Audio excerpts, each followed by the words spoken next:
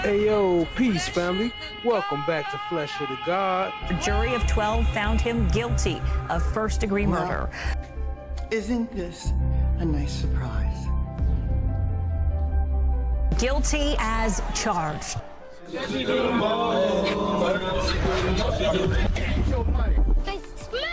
like a bag of bush.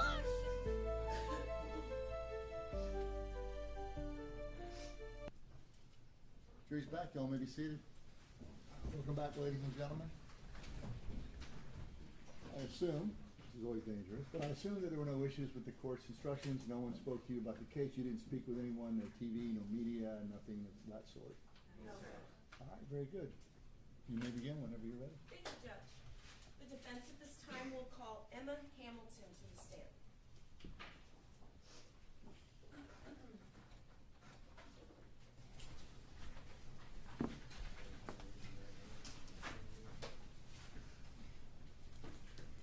Do you solemnly swear or affirm that the testimony you give in this case will be the truth, the whole truth, and nothing but the truth, so help you God? Yes.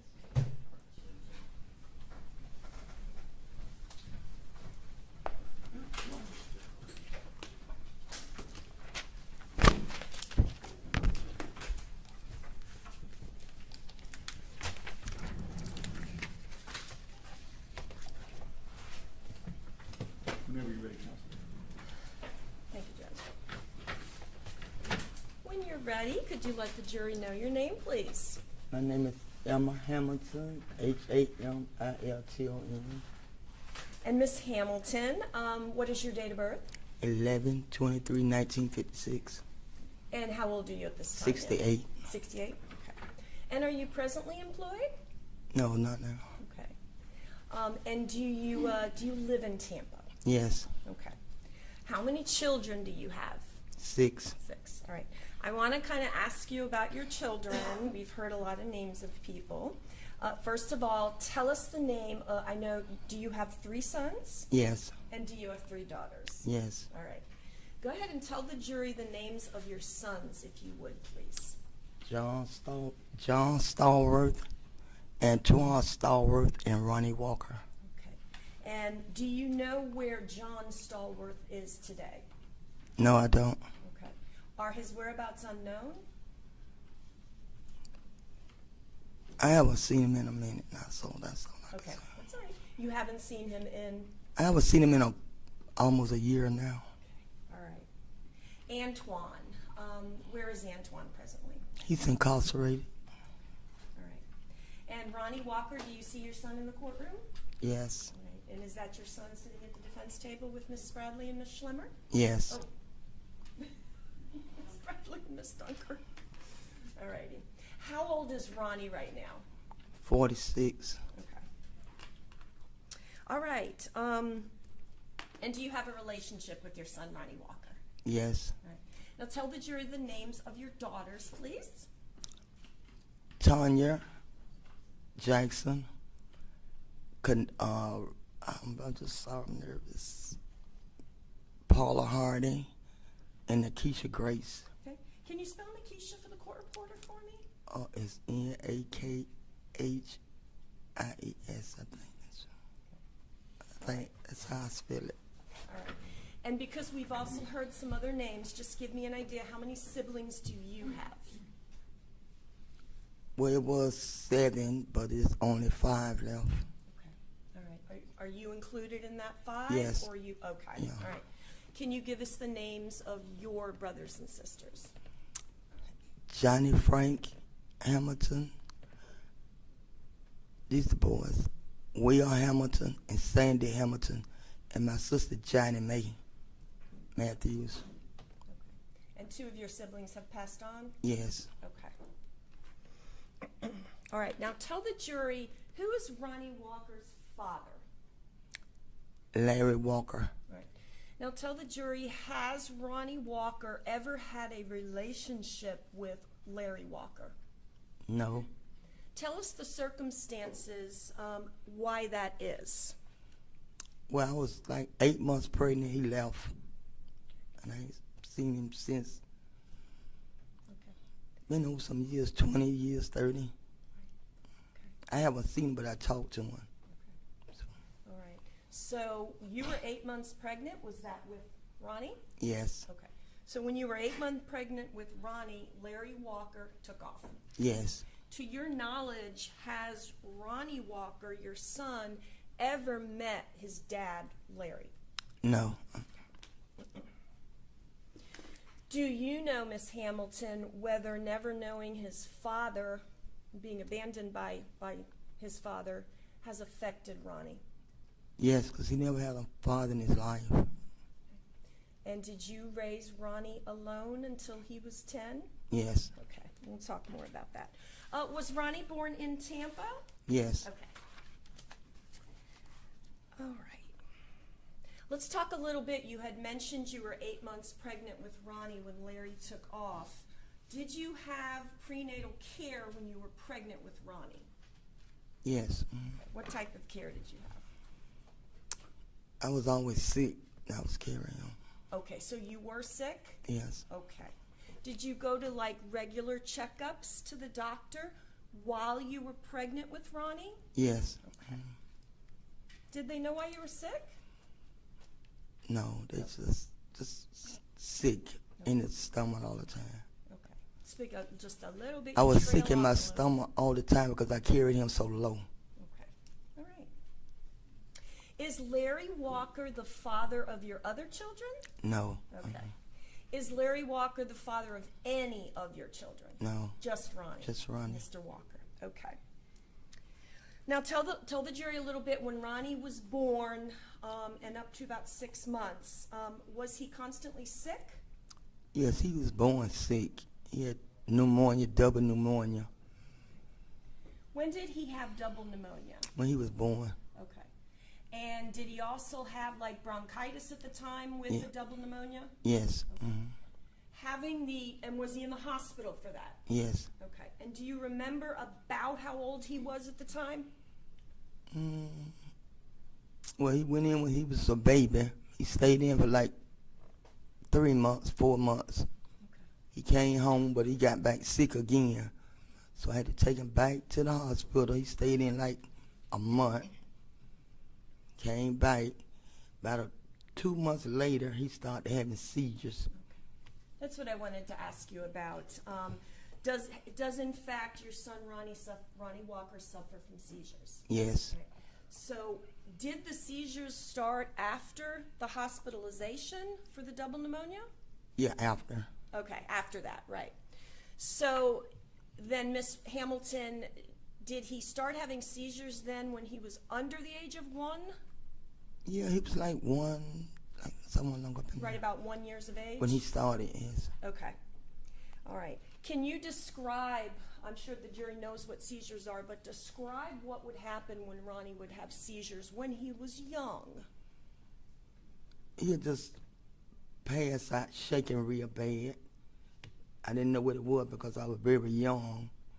So, I had my sister, my mother around, but my sister know what it was because she was older. And we took him to St. Joseph Hospital, and that's where they kept him at for overnight observation. Brought him back home. By the time we got him back home, he had like 2 more. So my sister already know what it was, so we didn't take him back. After that, he just studied, had him like up until he got like kind of grown. But mostly he always had him like, he had to always stay in the house. He'd go outside and play with some of the kids, but he would always fall out. Kids go to running because they didn't know what it was because he was shaking so bad. And he hit his head. Yeah, tell the jury about that. What do you remember, Miss Hamilton, about seizures causing Ronnie to have head injuries? Tell the jury about that. He fell a lot. He fell out the window, like 2 stories. But his head more like hit the ground, but his body hit the cement. He was riding up something like a little bike thing, ran into a pole, into a curve, bust his head open, getting his legs up. He's always falling, always. When you say he ran into a pole, did the pole hit his head or another part of his body? No, his head, bust his head open here, up Yeah. Okay. Tell us a little more. What kind of window did he fall out of? I guess I stayed in the project. They had you had to wind the windows out on both sides. So they was up there playing in their room, him and his brother, playing football, you know, 'cause I let them stay in the house sometime, you know. I guess when he was going at it, he just went out the window and fell. After that, I took him to the hospital. They said Go ahead, sir. they said he was okay, so. Okay. And this is sometime before he turned the age of 10 and went to live with Gloria? Yes. Okay. Can you recount about how many times a seizure caused some sort of head injury? Oh, just about every seizure he had growing up, he had injury. You know, he got his leg cut, you know, just falling on like cement, 'cause where I stayed there was a lot of like cement.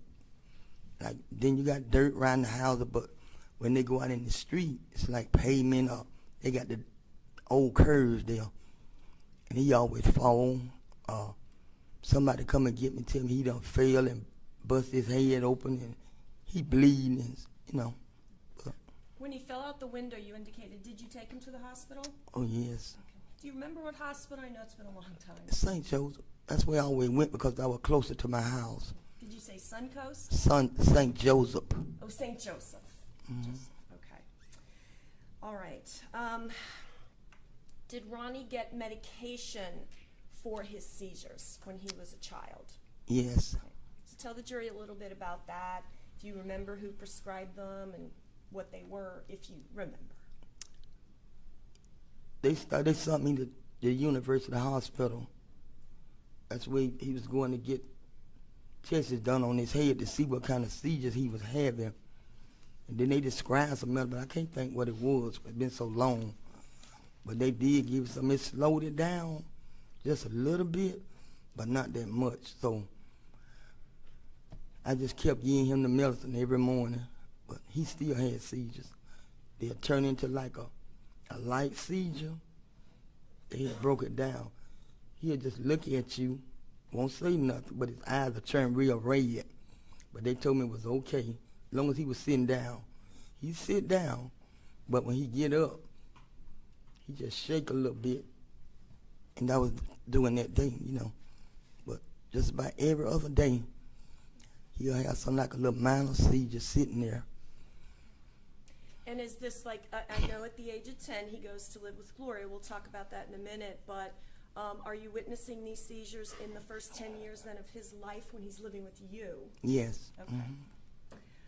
All right, so did you try to keep your son Ronnie Walker on his medication during that time? Yes, he had to take it like every day. Did it appear to help him when he was a child? They didn't want to like give him a bigger dose until they really found out what kind of seizures it was. They knew it was like they trying to grandmother seizures, stuff like that. That's why they didn't give him a higher dose, but they said to slow it down, but not that much until they do whatever they had to do on his head. Okay. Does Ronnie presently, does he stutter sometimes? When, His speech? yeah, now he do when he fail. Oh, he what? He didn't used to study. Okay. No. All right. And tell the jury a little bit his developmental milestones, like him growing up. Was his speech delayed when he was a child? Yeah, it came from the seizures. By he hitting his head so much, and they said his pupils was so far that it was hard for him to like really come back in. After that, I think they said the last fall he had probably did some of his speech, probably be his learning, slow him down a little bit. Did he have trouble learning? Yes. Okay. Mm-hmm. Did he have trouble in school learning? Yes, he went.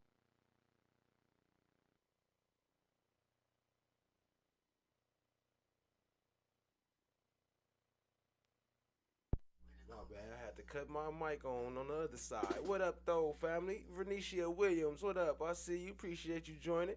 Chad, my black is golden in the building. What up, though? Watch the rise.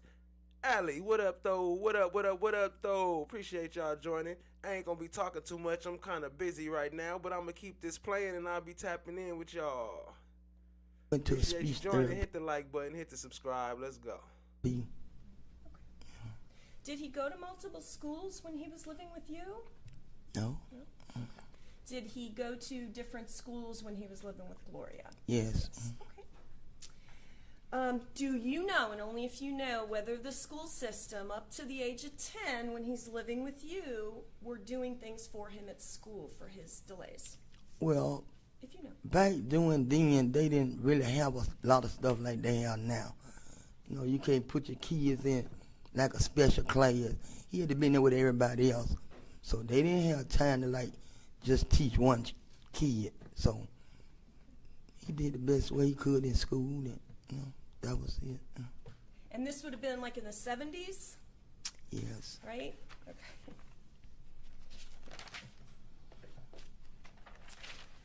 Okay. Now, tell the jury a little bit about the area you lived in with Ronnie up to the age of 10. What kind of area did you guys live in? It was okay. It was okay because I lived way down in like I call the bottom. I didn't live up front where where the bars and stuff were. I lived in the project, so it wasn't really nothing going on around there. You know, you see people, you don't see them. They sitting on their foot with more like older people. Where I stayed at, you know, I never stayed up front, and it wasn't. You never stayed what? Like up front, like in the neighborhood. I stayed in the back, you know. So just like in the project, just like in a little circle there. A lot of older people. Did you say in the projects? Mm-hmm. What do you mean by that? That was the name, like West Tampa. Okay. I stayed in the project Do you know why did they call it the projects? for low incomes. Oh, okay. Gotcha. All right. Okay. So, were you raising Ronnie and all of his siblings alone before the age of 10? Yes. Right. How did you support yourself and all the children? I worked and just got food stamps. When he was younger and we're still up to the age of 10, was Ronnie close to his siblings and his cousins and his family? Yes. Did she ask why did they call it the projects? How's she gonna tell you why they call it the projects? Because it's a project, that's why, because they working on us. What up, Kissing Pink? I see you. Appreciate you joining. All right, let's turn your attention to about 10 years of age. And I want to talk to you about when Ronnie was sent to live with Gloria.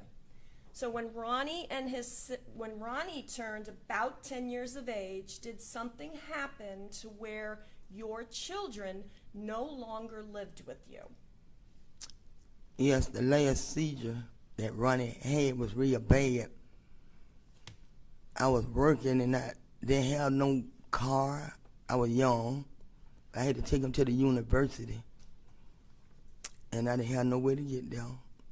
About a week later, the HRS people was at my house because of that one mistake. And at that time, I didn't have anybody to help me.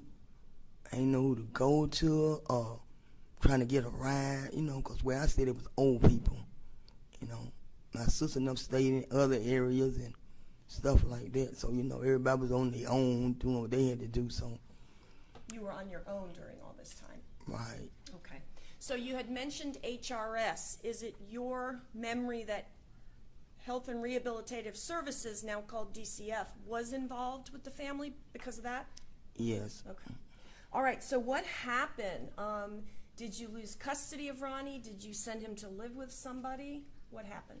Well, when all this was happening, I asked my sister, because I seen, you know, they was coming to my house, sit like 4 hours a day with me. I didn't know, you know, I just let them come. And I don't know if I can't remember. I don't know if I did it at home or I came downtown, but I think I did. And Yo, be safe out there, Attack Clouds. Drive safe. Appreciate you, family. Much love. TSC, what up, though? I see you. Appreciate you. I told the judge I didn't want my kids to be separated.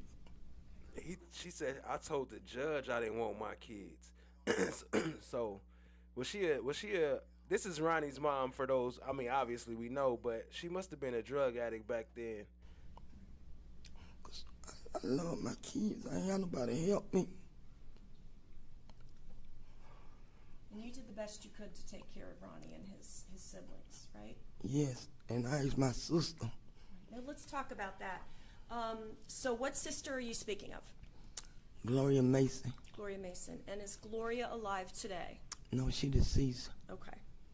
All right, so tell us a little bit. You've described for the jury where Ronnie lived up to the age of 10 with you. Tell the jury a little bit about Gloria's environments for Ronnie. Mr. Walker. Bad area. Oh, it was real bad where she stayed at because it was drugs all around. No matter which way you went, you ran into drugs. And they stay on the streets all night. They just sit on porches. They ain't care where they was. That's where my kids was, around that environment. So. See, and how could you not? There you go. Everywhere you went, everywhere you turn, all you see is drugs. Everywhere you go, all you see is drugs. How could they not be on drugs when that's all they got surrounding our environment? I don't know. It's crazy. What up, though? No one. I see you. Appreciate you. I ain't had no other choice, but she had to stay. They had to stay there. When she moved to another area, it was worse. So that's all my kids them around with drugs and her husband. So I ain't want my kid to go in the system at all. So I had to let them stay there. So you said you didn't want your children to go into the system, so that's why you had to leave them with Gloria despite the environment? Until I do what they wanted me to do. Sure. And Did you have to do some things? I had to do parenting. Okay. And really that's all I had to do, parenting and cooking. You know, because I didn't know how to cook that good, but I cook, you know. All right, so let's talk about all the siblings then at this point. Does Ronnie Walker, your son, go to live with Gloria? Yes. Miss Mason, all right. What happens to your sons Antoine and John? They was there too. Do they go with Gloria? Yes. All right.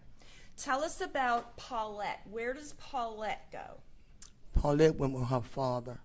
You know, she could have stayed with my sister, but I just let her with her dad because she was closer to him. She always liked to be around her dad.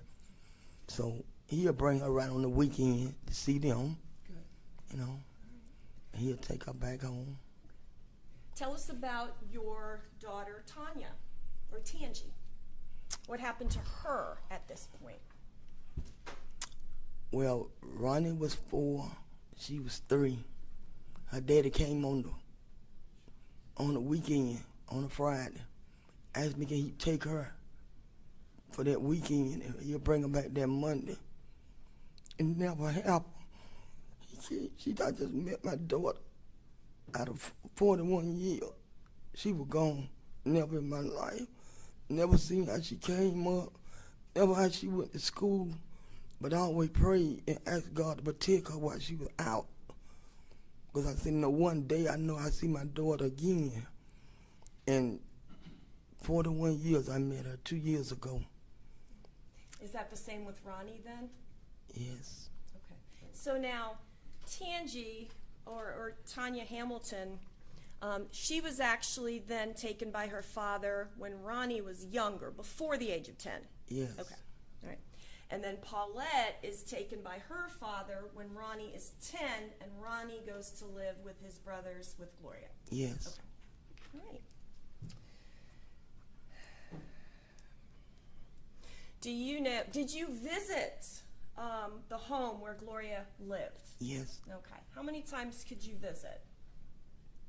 Well, I could go there anytime I got ready, but I had to get a second job because they started taking my first check. So I had to go get another job. I told her, you know, you can keep that first check, but I always like to buy my kids clothes, whatever they wanted. So I had to get a second job to take care of them because I feel that was my responsibility. Even though she had them, I told her she can get the food stamps. I ain't care. But I had to go get a second job. After my son, they kept getting in trouble. Oh, God. Your sons? She never take them to court, so that's how I lost my second job, by trying to get them in court, because she never would take them, because she was out doing drugs, her and her husband selling drugs. Gloria's husband was selling drugs? And her.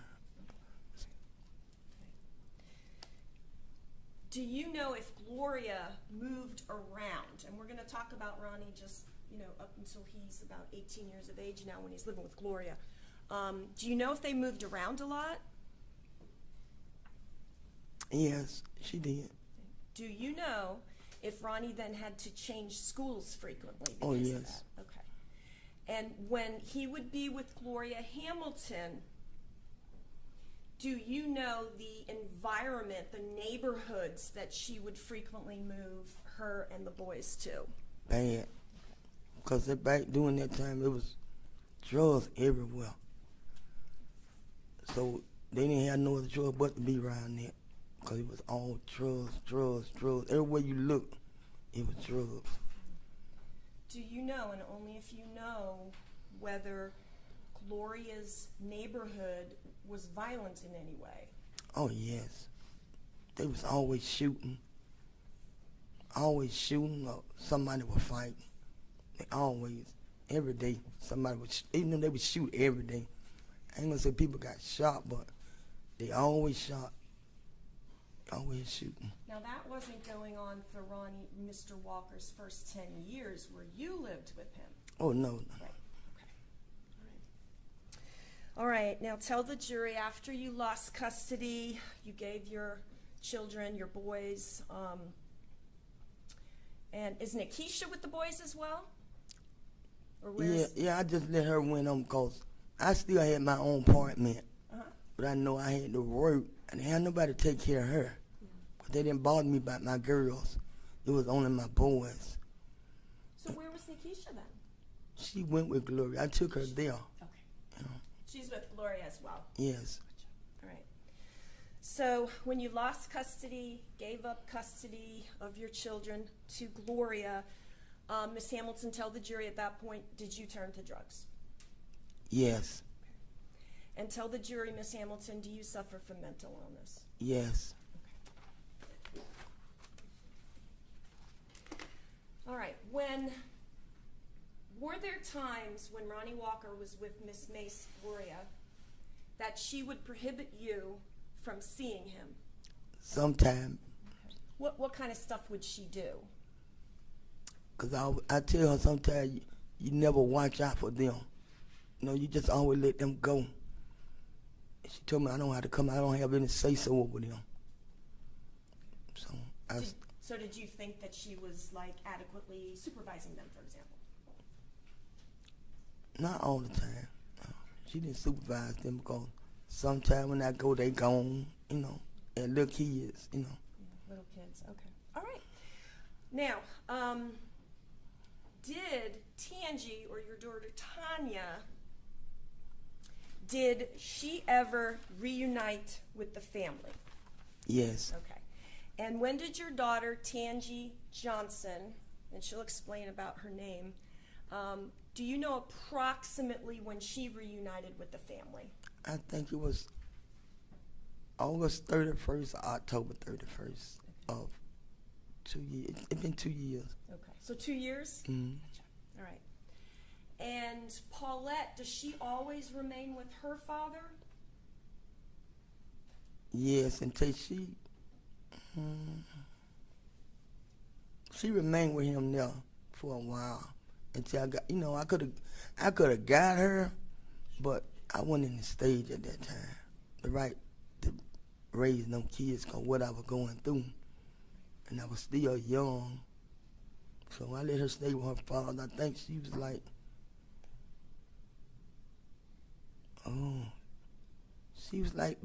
they got 10 or younger because he got sick. Her dad? Mm-hmm. All right. And is Paulette, does she have a relationship now with the family? Or still have a relationship? Oh, yes. Always had a relationship. Okay. All right. Okay. Before Ronnie turns an adult then, is there ever any time you do get him back and he's living with you? No, she would never give him back to me. All right. While Ronnie Walker is living with Gloria, your sister, do you know, and only if you know, whether he had any contact ever with his father? No, never. All right, let me talk to you about a little bit more recent times. Do you have any grandchildren from your son, Ronnie Walker? Yes, I have 3. 3.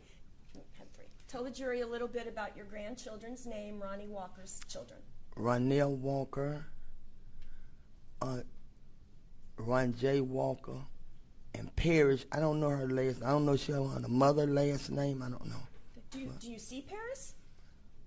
Well, I seen her at her brother's funeral. She went to his funeral. That's the last time I seen her. But she's in the army. Oh, okay. Very good. Could you spell Ron J's for us for the court reporter, if you can? It's what now? Ron J's name. I think it's AJY. I don't know. It's okay. But his mother, no. Okay. All right. And do you know where Ron J, Ronnie Walker's son, is now? He's incarcerated right now. Okay. Tell the jury what happened to Ronell, Ronnie's son, Ronell Walker. Well, he stayed with his daddy. His daddy got him and kept him and I call him YK. They kept him for a while because the way his mother was bringing him up, he didn't know anything. I don't know if they were treating him like he was a dog because she had to train him to not eat off the floor. He wanted his food on the floor. So she trained him how to eat, how to take a bath. He didn't know anything. Tell the jury what happened to Ronell in the last couple of years, please. Well, I raised after YK still had me. He came and lived with me up until he was like 18. Then he went back and lived with her. He would never go back to his mom because where they treated him. So. And was Ronell murdered? Yes, he was murdered. And do you know if it was gunshot wounds? A gunshot wound. Okay. All right. Do you know if that affected Ronnie? Yes. Okay. Were there times when Mr. Walker would visit Ronell's gravesite? Every day. Did you ever go? Yes, I just didn't like the environment that was there. So I went out there when it was, I think it was coming up for the day he got killed on, or the day he got killed on. Okay. So they always goes out there on the 12th. They'll go on his birthday, the 13th, His birthday or the anniversary of his death. Yes. Mm-hmm. About that same time, approximately 2021, did your mom pass away? Yes. What was her name? Thelma Hamilton. Thelma Hamilton. And was that then Ronnie's grandmother? Yes. Okay, Mr. Walker's. Was Mr. Walker close with your mom, his grandmother? Yes. Do you know, and only if you know, whether her death around that same time affected Ronnie in 2021? Yes.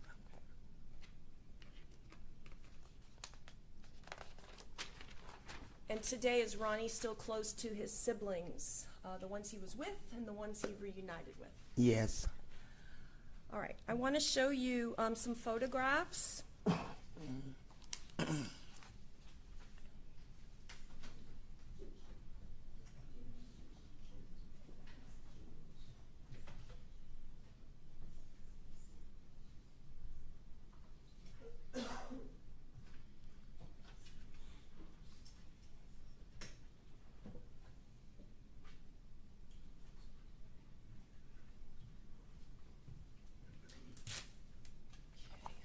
This will be the time then if you could read the stipulation concerning Defense Exhibit A 1 through 6, and then I will approach the witness. All right, ladies and gentlemen, there's a stipulation regarding the defense composite A 1 through 6. It's hereby stipulated by and between the defendant Ronnie Walker and the state of Florida that the photographs introduced in the defendant's composite Exhibit A 1 through 6 were located by Detective Jacob Wieland in Ronnie Walker's vehicle. Thank you, Judge. May I approach the witness? Yes, you may. Okay, I'm handing you what has been marked for identification as Defense Exhibit A 1 through 6. I would like you to go ahead and just look at these photographs and see if you recognize the people in them, and then if you do, we will talk about them.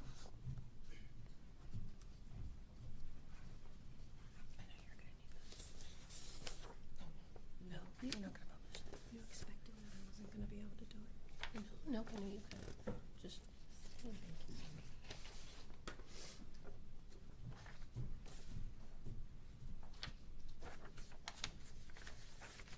Yes, Do you recognize the mainly children in those photos? yes. Okay. Your Honor, at this time, the defense would move Defense Exhibit A 1 through 6 into evidence and ask to publish. Any objection? No objection. They'll be admitted as defense A 1 through 6, and you may publish. Thank you, Judge. All right, A1, Defense Exhibit A1. We're going to look at these briefly. Who is this, Miss Hamilton? That's his daughter, Paris. That's Paris. Okay. And Defense Exhibit A, that's out of order. Let's do Defense Exhibit A2. Tell the jury who was in this photograph. That's Ron J. That's Ron J. Okay. Defense Exhibit A3. Who is in this photograph, Miss Hamilton? It's Ron J and his cousins. Okay. Ron J is The over one- here? No, the one had the white on. The white, okay. Is it Halloween in this photo? Yes. As far as you know, okay.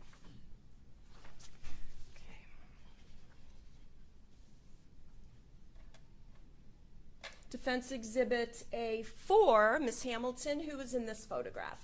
Ron J and his mother. Okay, and what's his mom's name? I call her Waikiki. I can't think her name. You call her what? I call her Waikiki. Waikiki. Okay. All right, Defense Exhibit A5. Who is in this photograph, Miss Hamilton? Ron J. This is Ron J. All right. And, oop, I went out of focus. All right, and finally, Defense Exhibit A6. Tell the jury who this is. That's Ron Neal, Okay. So this is Ronell, the deceased. deceased. Okay.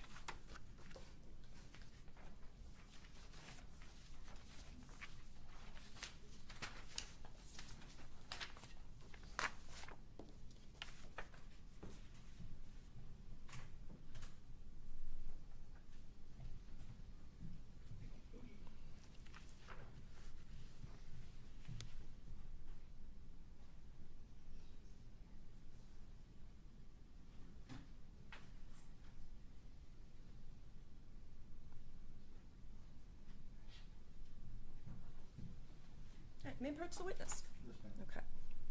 I'm handing you what has been marked for identification as Defense Exhibit B. I'm going to hand you these. Tell us if you recognize that, and if so, we'll talk about them more.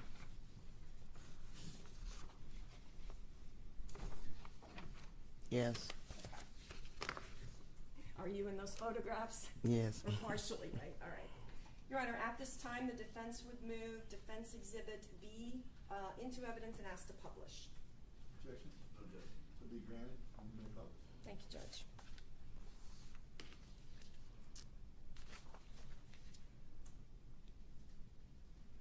Okay, Defense Exhibit B, we're going to label this 1. There we go. All right. Tell us, Miss Hamilton, what this picture depicts, please. Well, we was in the cemetery. It was me, Ronnie, me, and my granddaughter. Well, I don't know who this lady is. I'm sorry. Oh, that's okay. All right, let's point out, just for the jury, this gentleman right here, who is that? That's Ronnie Walker. Okay, so that's your son, Ronnie, Yes. Mr. Walker. And is this you over here? A little Yes. bit out of the picture in the blue. Yes. All right. And And you indicated that woman, though, and I'm pointing to the woman with the gray shirt, the short hair, standing next to Mr. Walker. You don't know who that person is? No, it was just Ken, I guess. I don't know who they was. Okay. Okay, Defense Exhibit B2. What does this picture depict? This is my granddaughter, Paula. That is her son, and Ronny Walker. Okay. That's all. The woman in the white with the shorts, is that Paulette? Her name is Paula. Paula. Yeah, that's my granddaughter. Okay. Oh, it's your granddaughter. Okay. Yes. All right. All right. And this gentleman in the middle here, is that Ronny Walker? Yes. And finally, Defense B3, what does this picture depict? It's me on the end, Okay. and Ronny, and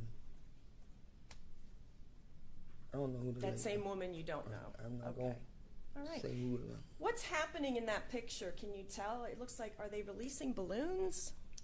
Yeah, they just say we say the prayer, and we release the balloons, Okay.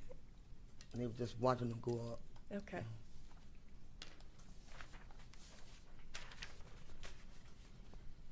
And you said the gravesite would be visited times such as the death of Ronell when he was murdered, his birthday, things like that. Yes, well they go. His mother and them go out there all the time. You know, I ride by there, but I don't go down there because I don't like the people that hang around. Because at that time, when we had his funeral, it was somebody got killed on his grave.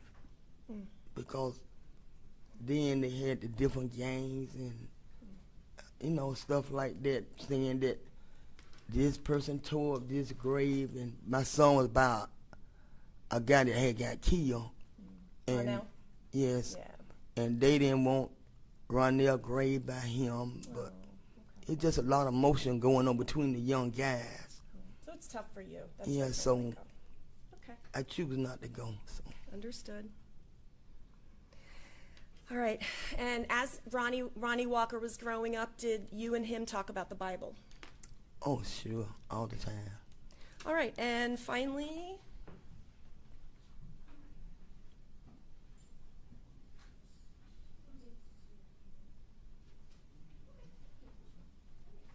and may I approach the witness one final time, Judge? Granted. Okay, I'm handing you what is marked as Defense Exhibit C for identification. Do you recognize the people in that photograph? Yes. Your Honor, at this time, the defense would move Defense Exhibit C into evidence and ask to publish. Any objection? No objection. Will be admitted and you may publish. Thank you, Judge. All right, tell us who the gentlemen are in this photograph, Defense Exhibit C. It's Ronny, Okay. my nephew David, and my nephew James. Okay.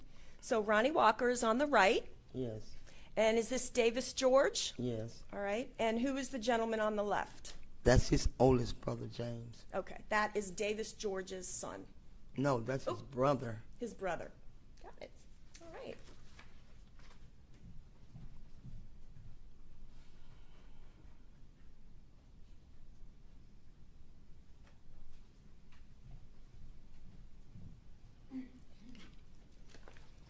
And let me just ask you then, Miss Hamilton, and I'm going to wrap up, and then Mr. Terry or Miss Fawcett will have a chance to speak to you, but do you love your son? Yes, Do you support Ronny Walker? yes. Yep. May I have a moment? Yes, ma'am.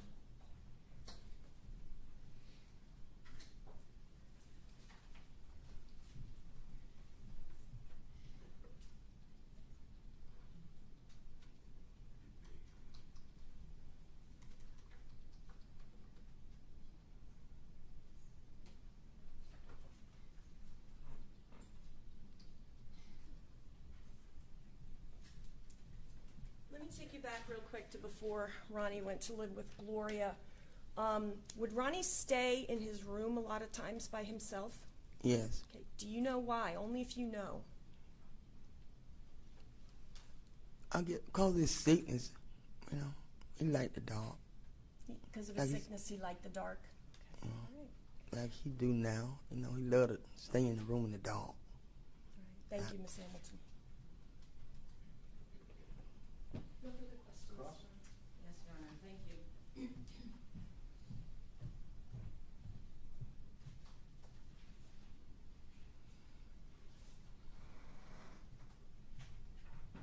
Good morning, ma'am. Good morning. You are Ronnie Walker's mother, correct? Yes, And you've always done all that you can to love and support him, is that correct? yes. You indicated that you would talk to him about the Bible. Oh, yes, plenty. Well, he talks to me, Okay. you know. So you tried to instill in him good qualities. Yes, Did you counsel him on right and wrong? yes, And even though you said you were young, maybe 21, 22, when you had him, did you work?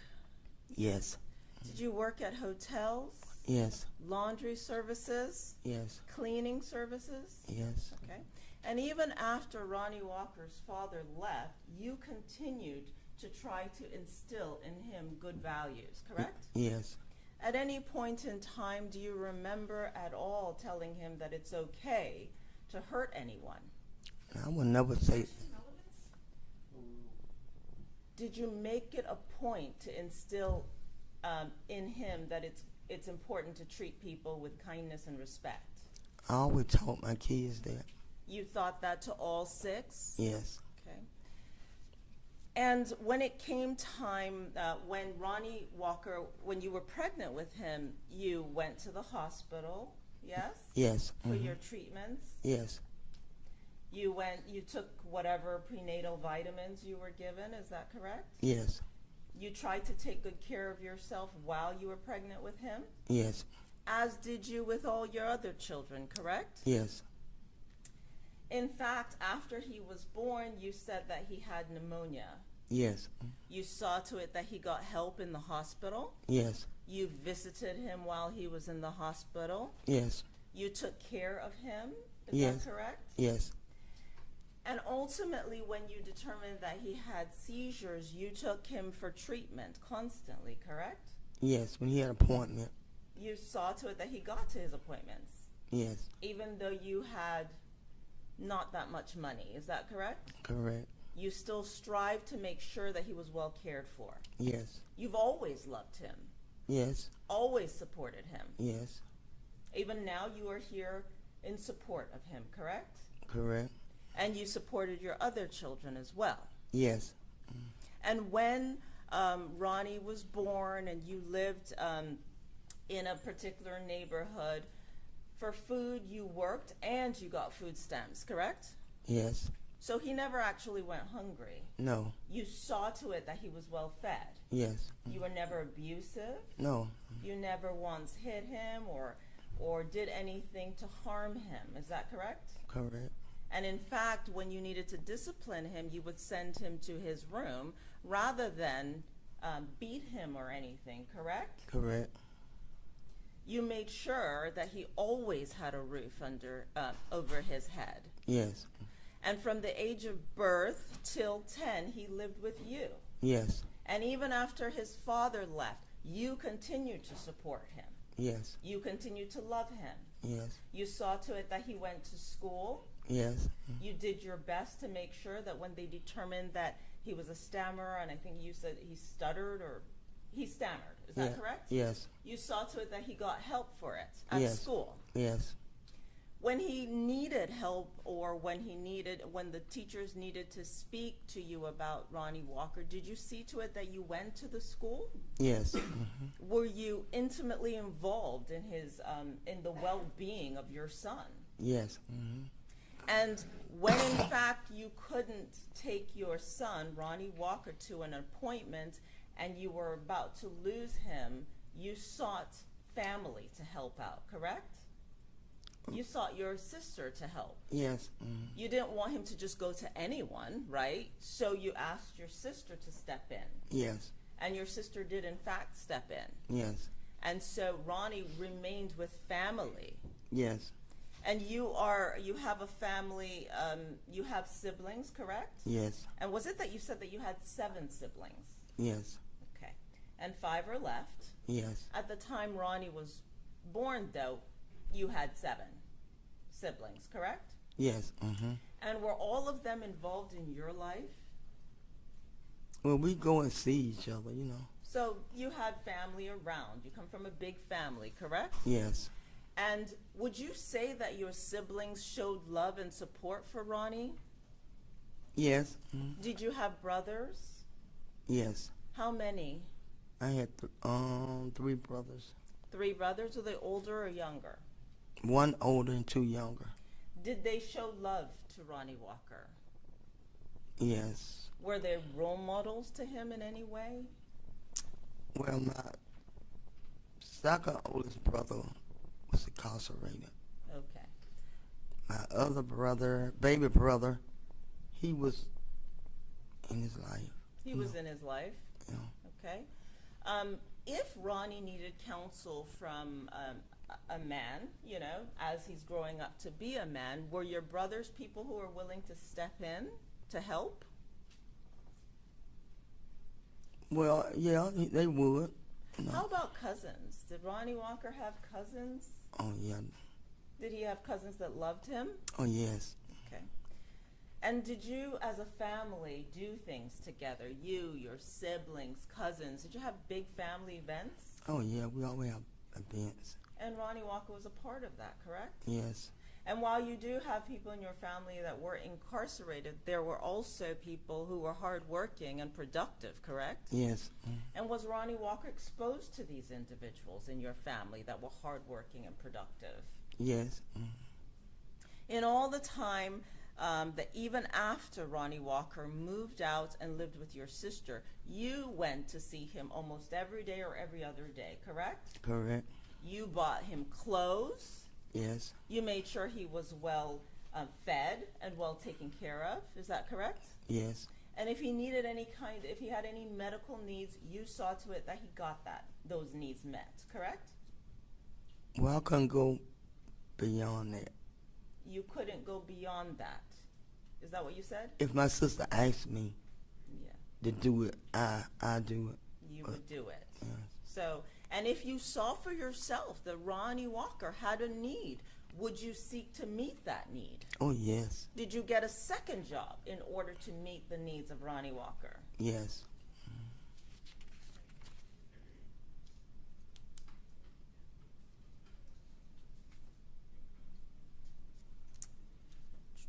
When Ronnie Walker was living with you, you didn't drink alcohol, correct?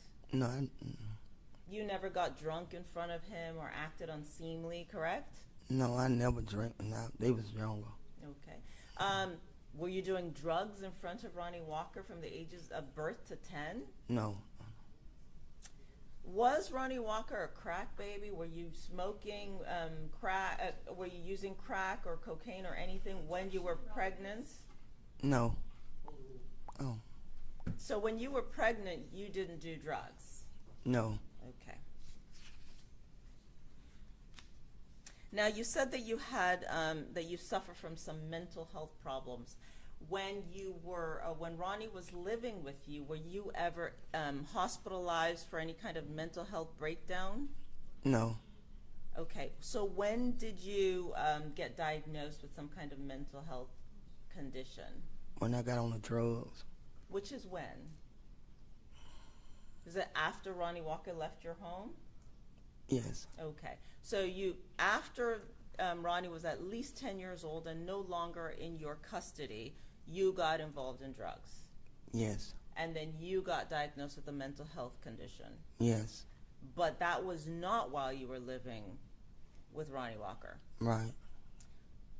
Did you do anything or act out in any way due to your mental illness that have impacted Ronnie Walker? No. In any fits of mental health, did you ever abuse Ronnie Walker physically, mentally, emotionally? No.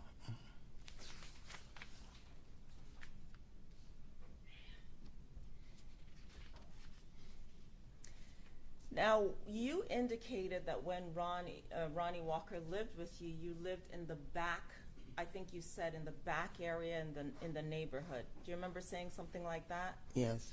So this is a quieter part of the neighborhood, correct? Yes. And you said that there were older individuals there. Yes.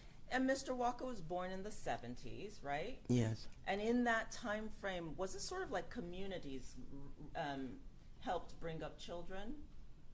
Well, yes, because they see them do something wrong, they'll say something to them, or they'll come and let you know if they did something.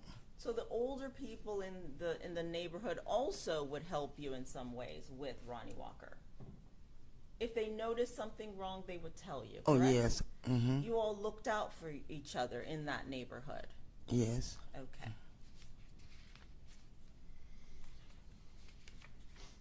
And when DCF got involved and you lost custody of Ronnie Walker, it wasn't because you were abusive towards Ronnie Walker, correct? Yes.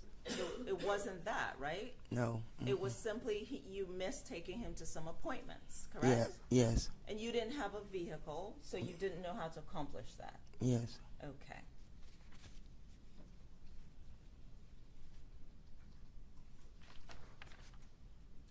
Ronnie Walker also has siblings, Yes. and if you know, do his siblings love him? Yes. Do his children love him? Yes. Do his cousins love him? Yes. Do they show support for him? Yes. Have they always shown support for him? Yes. And prior to this incident, was Ronnie Walker living with you and Erica Sweet? Judge, may we approach? Yes.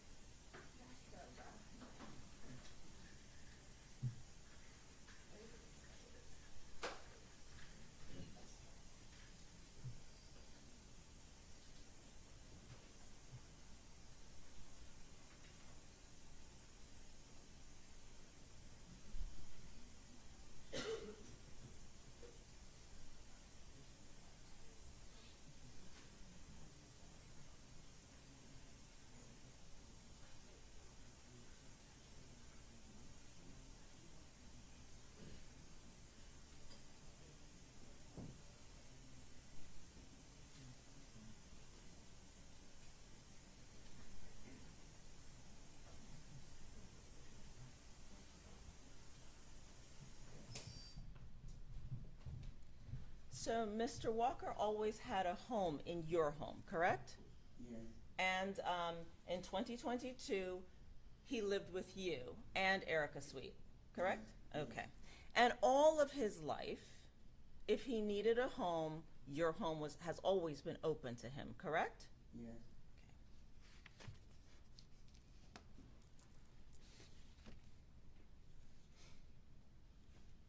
We have looked at some pictures of your family and Ronnie Walker. Mr. Walker's children are now, what, 18 and 19 years old, correct? Yes. Okay, so these pictures are from when they were younger. Yes. All right. When I speak, this picture, this is his daughter? Yes. And she's now, what, 19 years old? Yes. Okay. So his children are adults. Yes. And his son that was murdered, that happened in 2021, correct? Yes. So it would have been prior to the murder in this case, prior to this incident. It would have happened before May the 6th of 2022. Okay.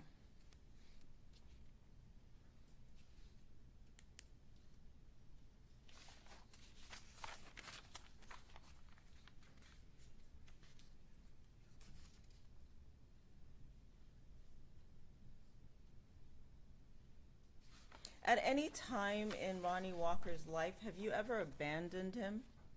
No.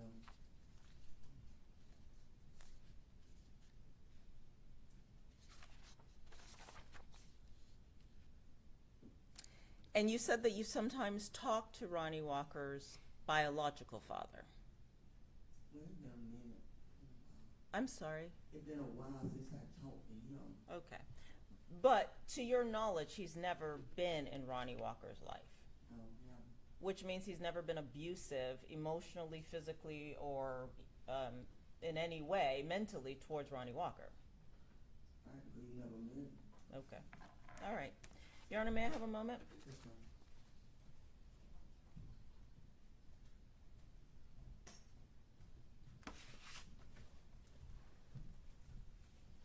I have no further questions. Ms. Hamilton, will you tell the jury what your mental illness diagnosis is, please? Bipolar schizophrenia. And are you getting treatment for that? Well, now, I go sometime and I feel bad. When Ronnie was about 10 and he starts living with Gloria, did he start using marijuana? Can't say? That's okay. All right, and we were talking about you visiting Ronnie Walker when he was living with Gloria. Were there conflicts between you and Gloria in terms of how Ronnie's being raised, where he's living? Well, that's how he was raised. Like, you know, it really about the living too, but more how he was getting raised. And you've described that as living in bad neighborhoods, Yes. changing schools a lot. Okay. The drugs and the violence. Yes. Okay. All right. May I have a moment, Your Honor? All right, family. I'm just about back. What up, though? KP, Cha Diggy, what up? What the old Cha Diggy in the building? I see you. FFS in the building. What up, though? No one. I see y'all. Appreciate y'all. FFS said, Flesh, I fell asleep on the last live, but it still had it streaming. Hey, appreciate you, family. I appreciate that. Real talk.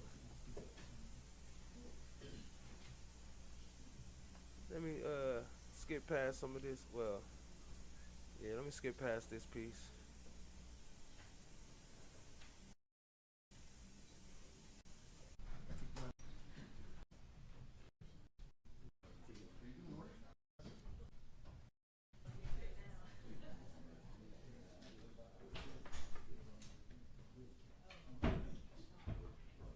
Alright, they gonna go to a quick break, so while they doing that, y'all hit the subscribe button, hit the like button. I'ma skip on past.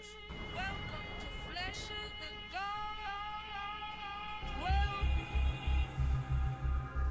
Well, isn't this a nice surprise?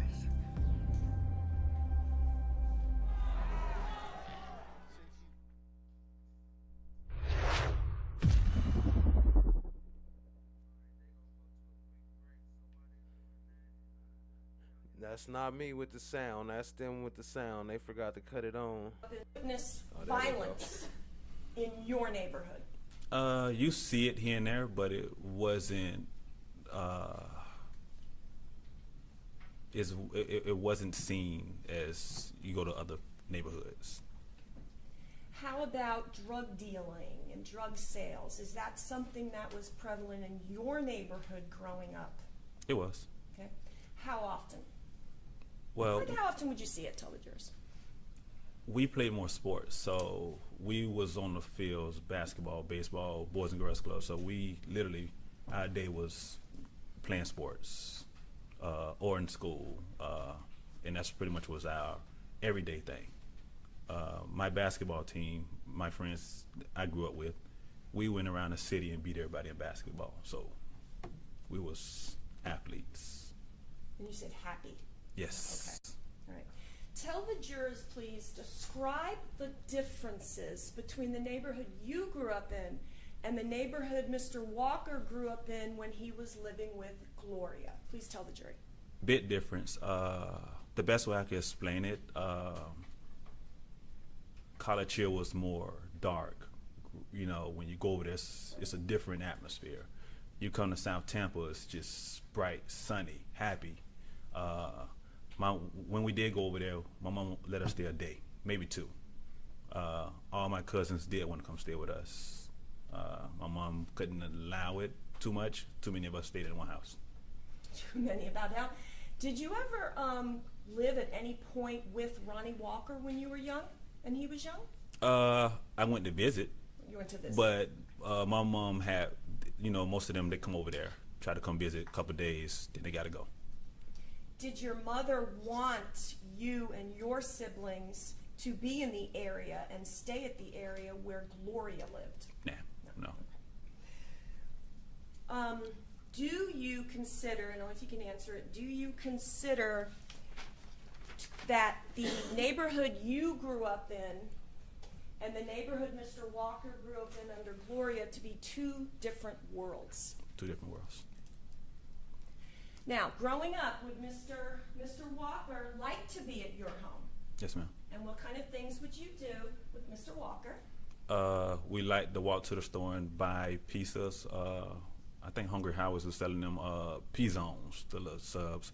So we went to the pool, Robertson High School pool, baseball. Out there used to be the woods. We'd go out there and catch fishes. So we was always just so occupied, so much to do out there. And Mr. Walker, did he enjoy all of that you just mentioned? Loved it. Okay. So did he want to be at your home in your neighborhood more than his neighborhood with Gloria? Yep. He even wanted to go to school out there. Did? You couldn't. My mom had 8 kids. It's too many people in one house. So did he want to actually live with you at some point so he could go to school in your neighborhood? Yes, ma'am. All right. Despite all of this, your family, your aunts, your cousin, Mr. Walker, his siblings, do you consider you all a close-knit family? Yes. Okay. And Mr. George, tell the jury, are all your children successful in life? Yes. Oldest daughter doing real estate. She's 24. My 18-year-older just graduated, going to University of Maryland. My 16-year-older going to school. She want to be a doctor. And I got 11 and a 6-year-older, all girls. Okay. All right. And today, do you still have a relationship with your cousin, Ronnie Walker? I do. And do you love your cousin, Ronnie Walker? He's my favorite cousin. Your favorite cousin. Was he your favorite cousin growing up as well? Yes. Okay. You guys were close. Very close. All right. And Mr. George, tell the jury, do you support Mr. Walker today, despite everything? I do.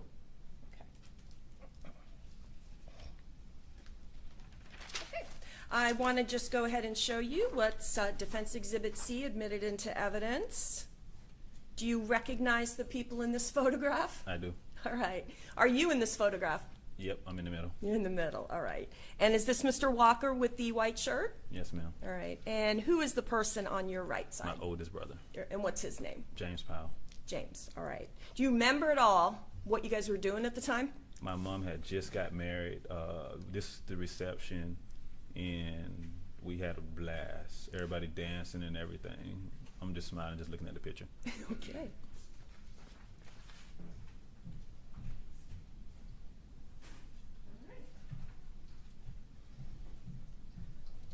Okay. Mr. George, I don't have any other questions for you, but the state will. Okay. Thank you. Thanks.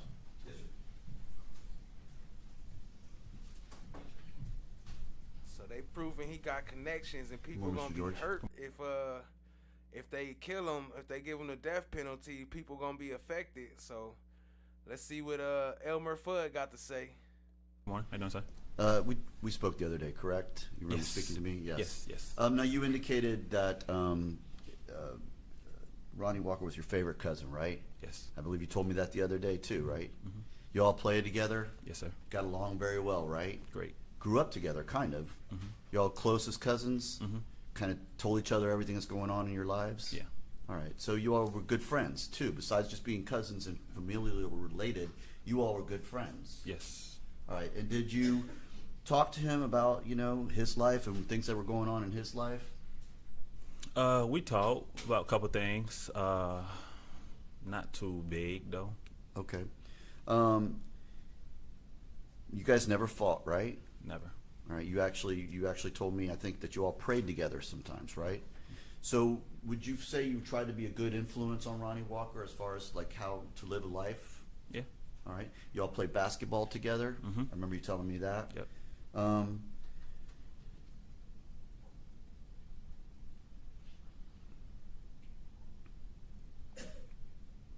And if he had ever needed you for any reason, would you have been there for him? Yes, sir. As younger, and even as he was growing up, would you always have been there if he called you and said, "Hey, I'm in a problem," or I need help"? Would you have come to him and helped him? Yes, sir. All right. If he needed advice, would you have given him advice? Yes, sir.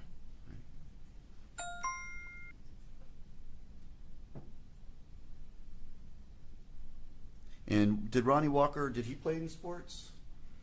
Not with the Boys and Girls Club, nothing like that that I know of. But we came out in our neighborhood. We played throw up tackle, baseball, everything. So when we came to my neighborhood, he did. Okay, so did you ever see any seizures from him? Never. Okay. And he was able to play all the sports with you, and you all had a good time? Mm-hmm. I have one moment in your eye. Did you ever see any seizures? That's cold, because she said he was having them all the time. Nothing further. Redirect. No redirect? Ms. Witness, be excused. Yes, sir. All right. Thank you. Thank you, sir. Which one, next witness? Yes, sir. Your Honor, the defense of this time.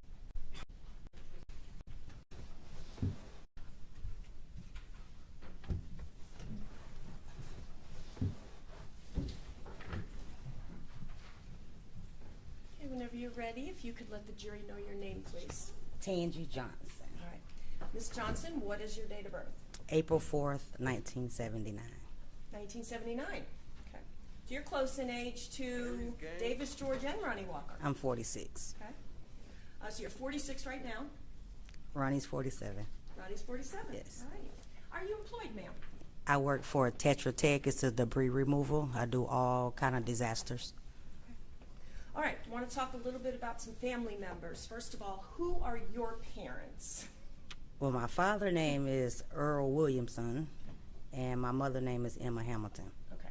Now I know there's a lot of history behind you. So let's who are they? Your biological parents? Yes. Okay. So Emma Hamilton is your biological mother? Yes. All right. And your biological father's name? Earl Williamson. Earl Williamson. Okay. Are you presently married? Yes. Do you have any children? Yes. Okay. How many children do you have? 3. 3? Okay. And do you have any grandchildren? 1. A granddaughter. Okay. All right. Do you know Ronnie Walker? I do. What is your relationship to Ronnie Walker? What is your connection to him? He's my brother. Your brother. Your biological brother. Yes, ma'am. All right. All right. Let's talk a little bit about what happened with you. Did you grow up with Ronnie Walker up to the age of 10? No. All right. Did there come a time when you were taken from your family? Yes. How old were you at the time you were taken from Emma and your other siblings? 3. How old was Ronnie Walker? 4. Tell the jury a little bit about how you were taken from the family. It was on my birthday. I have 2 birthdays, 2 names. But on my birthday, that was April the 2nd, my father took me and said he was going to bring me back, but he never did. And I grew up in foster care, and so I did ancestry DNA in 2021. And it came back that I had family here in Tampa, which was my mom, and I was able to find my dad's side of the family in Riviera, Florida. So on October the 31st, I came back and reunited with my mom of 22. Okay, so October 31st? Mm-hmm. Okay. Halloween of 2022? Yes. Okay. Okay. All right, so when you say that your father took you, I mean, you're only, what? You're only, how old at the time you said? 3. 3, okay. Did you want to leave, if you remember, did you want to go with your father at that time? I don't know. Okay, of course. All right. Okay, so, and was it your biological father who took you? I'm assuming so, yes. Okay. And just let the jury know, when you say you have 2 different birthdays and 2 different names, just kind of explain why you're saying that. My mom gave birth to me on April 2nd, 1979. She named me Tanya LaShawn Hamilton. But when my dad took me, he changed my name and he changed my birthday to Tangi Williams. And my adopted parent that raised me, they just gave me a birthday, which was April 4th, from another sibling that I had from her. And they declared my birthday to be April 4th, 1979. And at some point, did you, as you indicated, go on Y'all switching birthdays now? Where they do that at? Ancestry.com to try to find your mom's family? Yes. Okay. What are the name of your adopted parents? Well, I was never adopted, but I was raised by a lady named Beverly Fountain. She's from Eustis, Florida. So that's where I spent most of my childhood, growing up in Eustis, Florida. Okay. All right, so growing up, you and Ronnie are 3 and 4 respectively. Did you ever see Ronnie Walker, your biological brother, again growing up? Yes. Okay. When did you see him? 2022. Okay. So just recently? Yes. And is that when you reconnected? Yes. Gotcha. So, when you're little children, and the siblings, your siblings are living at Emma Hamilton's home with your biological mother, do you ever get to see your brother Ronnie Walker? As a child, yes. As a child growing up to 10? No. No. Right. Going further up to, age of 18, do you ever get to have a relationship with your brother Ronnie Walker? No. Okay. Was it not then until the Ancestry.com and just very recently? Yes, ma'am. Okay. All right. Tell the jury about, so you indicated it was 2022? Yes, ma'am. All right. And when you reunited with Ronnie Walker, he was incarcerated on this case, correct? Yes, ma'am. Okay. Did you visit him? I did. Okay. That was your way of making the reconnection? Yes, ma'am. Okay. All right. Tell the jury the story about your yellow dress and bow. Well, that's what he vaguely remembered the first time we talked on the phone. He was like, I can still remember you. I remember what you had on. I'm like, well, you can remember what I had on. It's like 40 years later. He was like, yeah, you had this yellow dress on with this big bow, and you had your hair all was so pretty. And like, I remember that day your daddy took you. You had that yellow dress on. And that's what he stands on, this yellow dress. And so. Did you have a yellow dress with a bow? My aunties have told me the same story. Okay. So it's definitely truth in it. All right. And who were your other siblings besides Mr. Walker? Well, I have a sister named Paulette Hardy. She's my baby sister. And I have a sister named Nakisha Grace. She's the sister under me. And John Boy, yes, and Antoine and Ronnie Walker. Did you ever get to reconnect with John? Kinda. Kinda? Okay. And how about Antoine? Never. Never. Okay. Anton, I understand, is incarcerated. Yes. Okay. All right.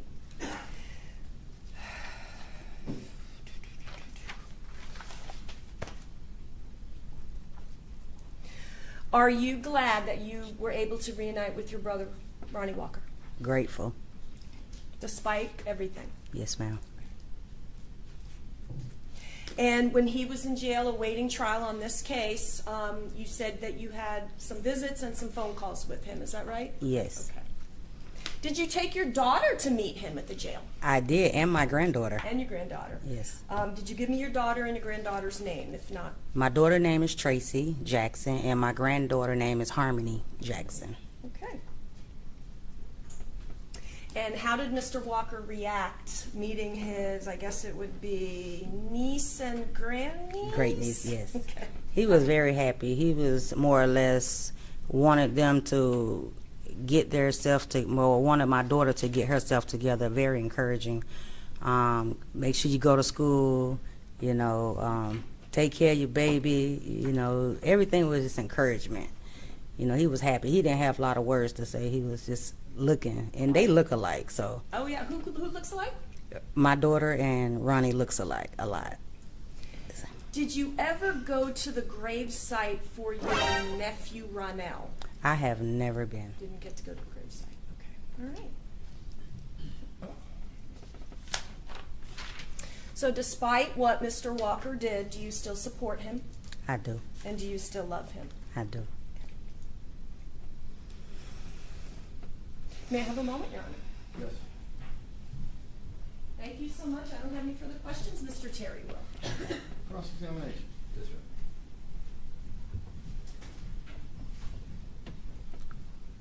Hello, Ms. Johnson. How are you? Hi, how you doing? We spoke the other day, I believe, right, on the did. phone. And so, I think I missed this. Where are you living now? I live in Port Charlotte, Florida. Port Charlotte. Okay, so you're not too far away. No, like an hour and a half. Is that where you grew up, or where did you said Eustis, right? I grew up in Eustis, Florida. Okay, Eustis. Okay. Now, going back to when you were 3 years old, do you remember those times at all?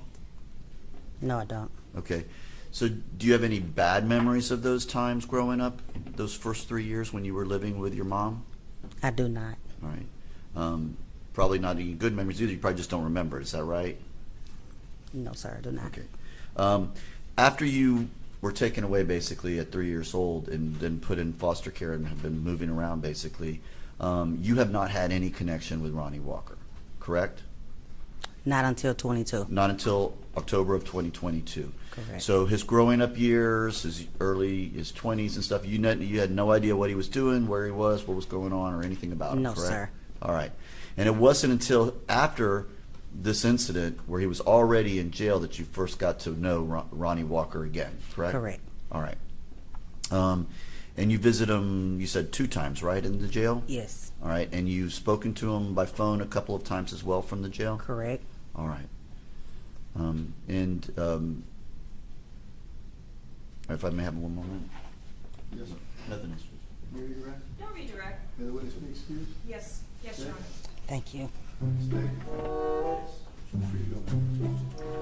Thank you. Speak. Our defense may call your Yes. The defense at this time will call Renisha Brown.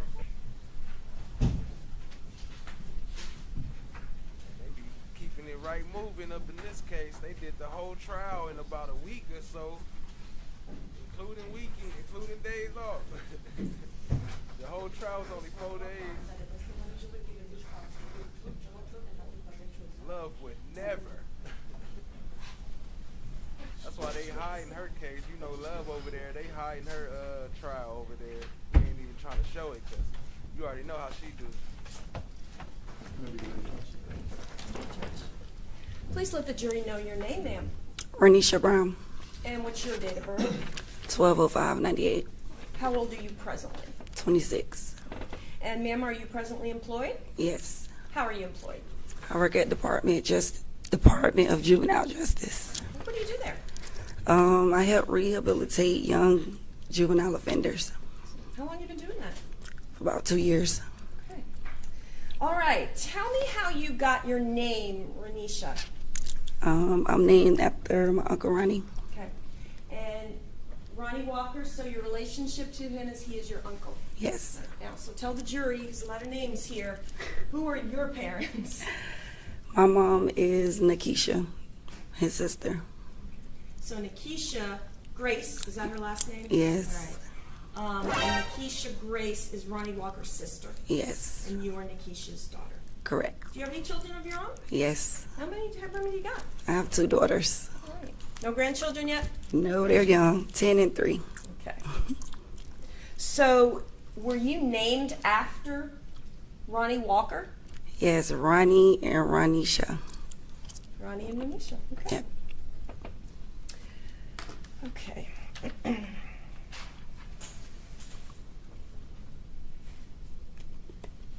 All right.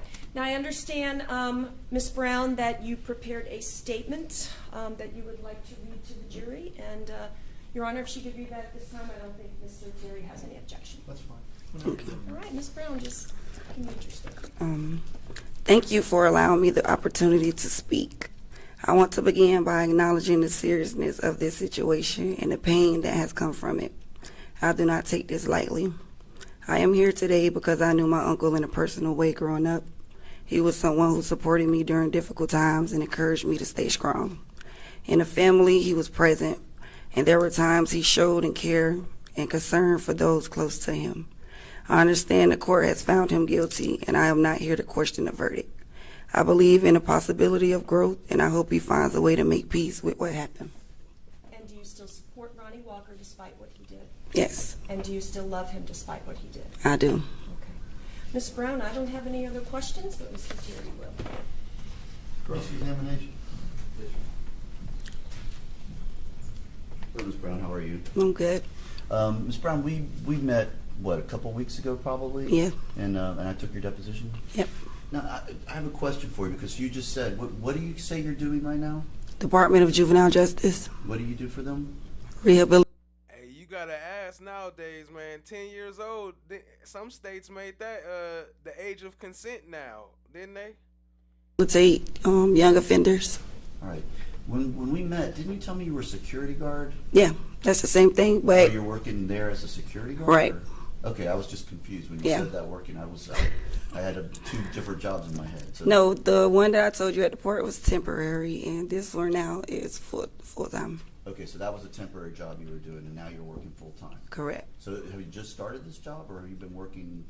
No, I was full time. I resigned for a little bit, and now I'm back. Okay, But so both when jobs you is resigned, you were working at the port.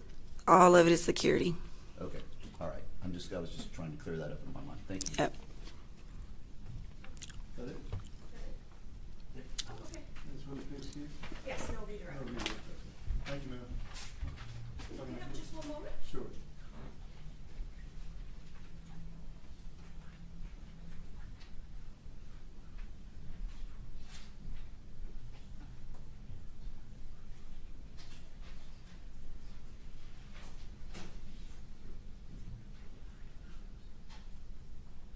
I'm surprised the defense didn't say, "Is Ronnie the child of your?" No, I'm just playing. What up, family? Hit the like, hit the subscribe, tap in, share it with a friend. Lisa Jonicia. Lisa Teresia.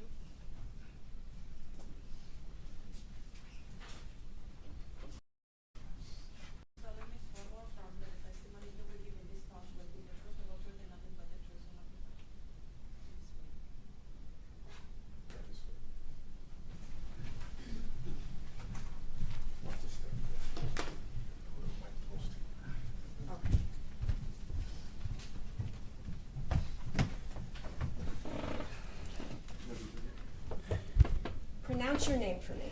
It's Issa Jonesia. Okay. Can you spell that for our court reporter? YSSA. Last name is JONESIA. Okay. And what's your date of birth? 4480. And how old are you right now, ma'am? 45. Okay. And are you currently employed? No. Okay. All right. I would like to ask you, do you know Ronnie Walker? Yes. Okay. Do you have a child in common with Ronnie Walker? Yes. And what is his name? Ronjay Walker. Okay. Can you spell that for the court reporter, please? First name is RONJZAE. Last name Walker, WALKER. Where is Ronjay's now? Incarcerated. Okay.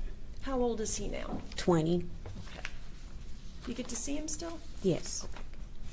I want to show you what has been admitted as Defense Exhibit A4. Do you recognize the people in this photograph? Yes. Who is in this photograph? Ronjay Walker and myself.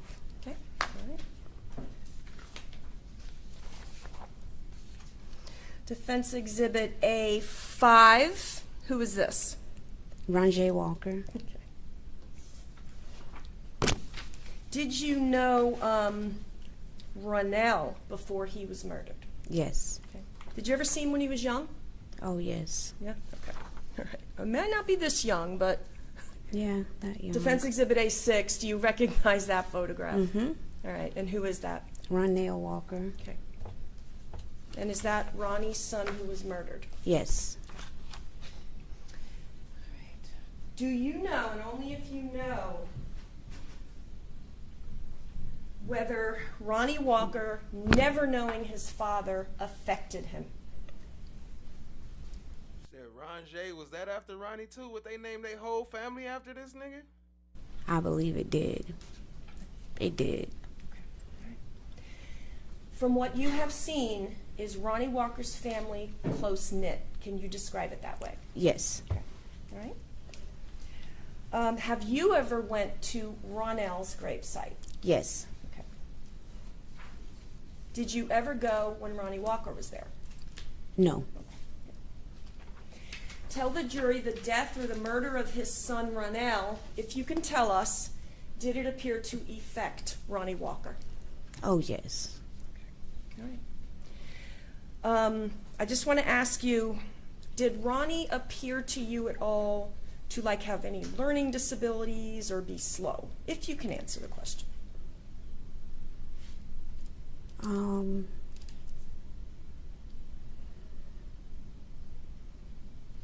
I wouldn't say slow, but maybe some learning disabilities. Good. All right. Did he ever stutter around you? Yes.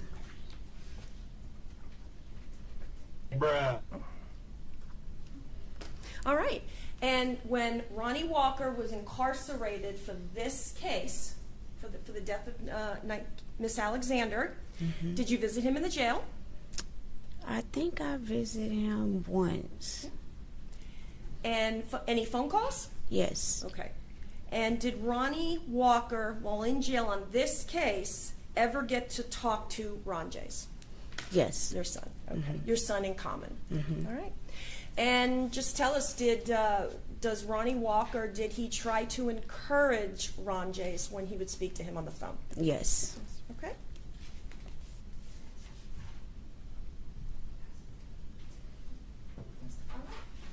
So, ma'am, I don't have any other further questions. Okay. Ms. Fawcett is going to. Thank you. Cross-examination. The evidence is going to show that anything that I may have said, they exasperated it. Yes. Okay. And you dated him for about how long? Maybe like a year and a half, 2 years. Okay, about a year and a half, 2 years. And in that time, did he live with you in your home? Yes. Okay. Was it in an apartment? Apartment. Was the apartment in your name? Was Ronnie Walker working? Not at the time. Were you working? Yes. Okay. So you were working, you were paying the bills? Yes. Okay. And during that time, did you get pregnant? Yes. And about how far into the relationship was it that you had a child with Ronnie Walker? I think it was about 7-8 months into the relationship that I became pregnant. Okay. And then you had the baby at a hospital? Was Mr. Walker present for the birth? No, he was incarcerated. Has Mr. Walker been very much involved in the relationship with your son? Judge, Yes. may we approach? Yes. Ronnie Factory out there, huh? So that was his baby mama. I didn't know that. I didn't know that was his baby mama. I thought that was like a family member. Renisha said it's a whole lineage of Ronnies in their family. Tat said both Ronnies in Tampa. The evidence is going to show. You may continue. Thank you. Now, you mentioned that your son, how old is your son now? 20.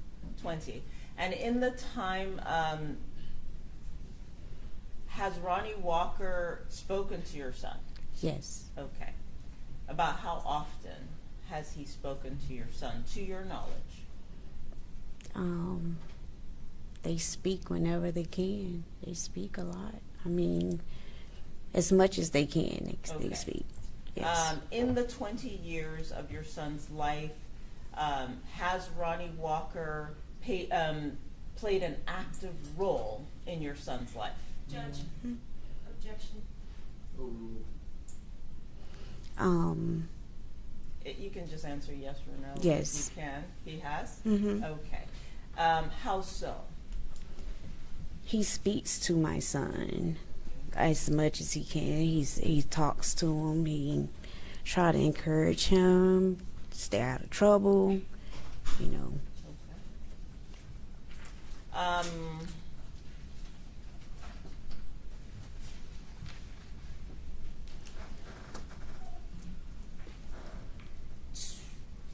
Did Ronnie Walker ever take care of your son financially? No. Did your son attend sporting events? Did he play a sport of any kind? He used to play football. Okay. Did Ronnie Walker attend any of the football? No. Okay. Did Ronnie Walker help your son with any schoolwork or anything like that? Yes. Okay, he's been incarcerated.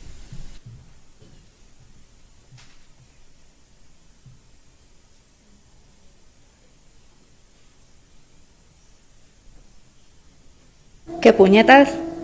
¿Qué puñetas? ¿Qué puñetas?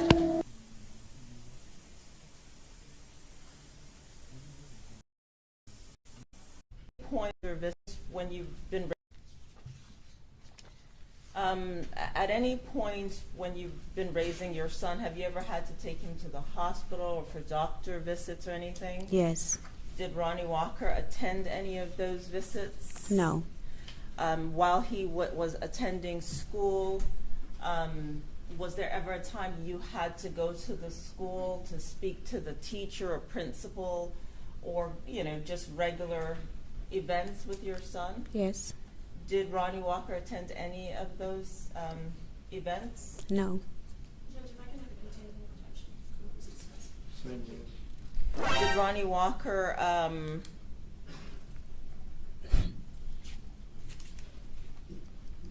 help financially with your son? Ask and answer.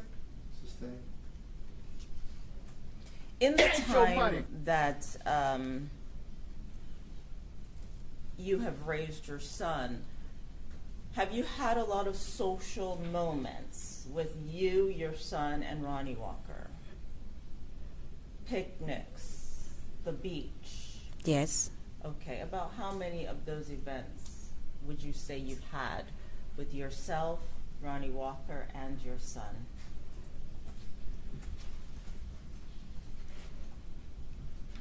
Can't count. I can't give you a specific number, but it's been plenty. It's been what? A specific number, but it's been plenty. It's been what? It's been plenty of times. I She can't give you a specific number, but it's been plenty. can't give you an exact number, Okay, so but I mean, we have done things together. such as what? Out to eat, beach, school. We've done things that people do together. Okay. And about how many times would you say? Over 10. Over 10 in the 20 years? Yes. Okay. Did you meet Ronnie Walker's siblings? Yes. Okay, so he does have a large family, is that correct? Mm-hmm. And he has a loving family. Yes. And you have not been in a romantic relationship with Mr. Walker since after your son's birth, thereabout, correct? Correct. But you have been supportive of him. Right. You're here in support of him. Yes. And when you were in a relationship with him, you supported him, correct? Yes. And in all the time that you have known Mr. Walker, have you ever witnessed him have a seizure? No. Did you ever rush him to the hospital at any point in time? No.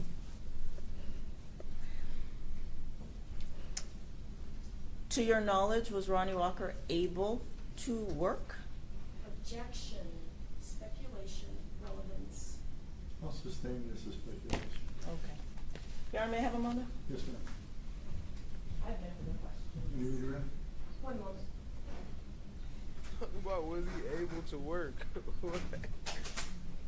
How's she gonna answer that?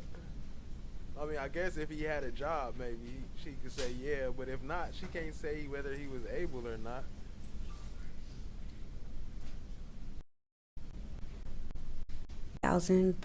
Just one more question for you. What is the date of birth of your son? 2005. 2005. Mhm. No further questions. Thank you, Judge. May this witness be excused? Yes, she may.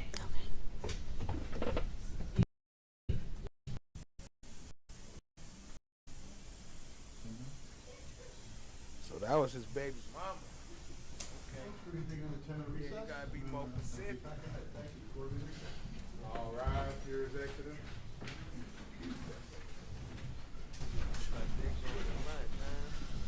So for those of y'all who don't know what's going on, let me catch y'all up with the case. Hey yo, peace family. Welcome back to Flesh of the God. A jury of 12 found him guilty of first-degree murder. Isn't this a nice surprise?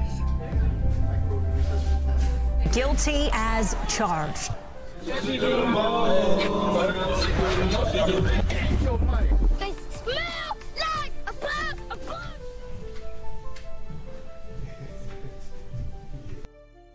Bruh. The 48-year-old man accused of killing a 14-year-old Tampa girl now faces the death penalty after a jury of 12 found him guilty. The possibility of death for murdering 14-year-old Nylexia Alexander in Tampa.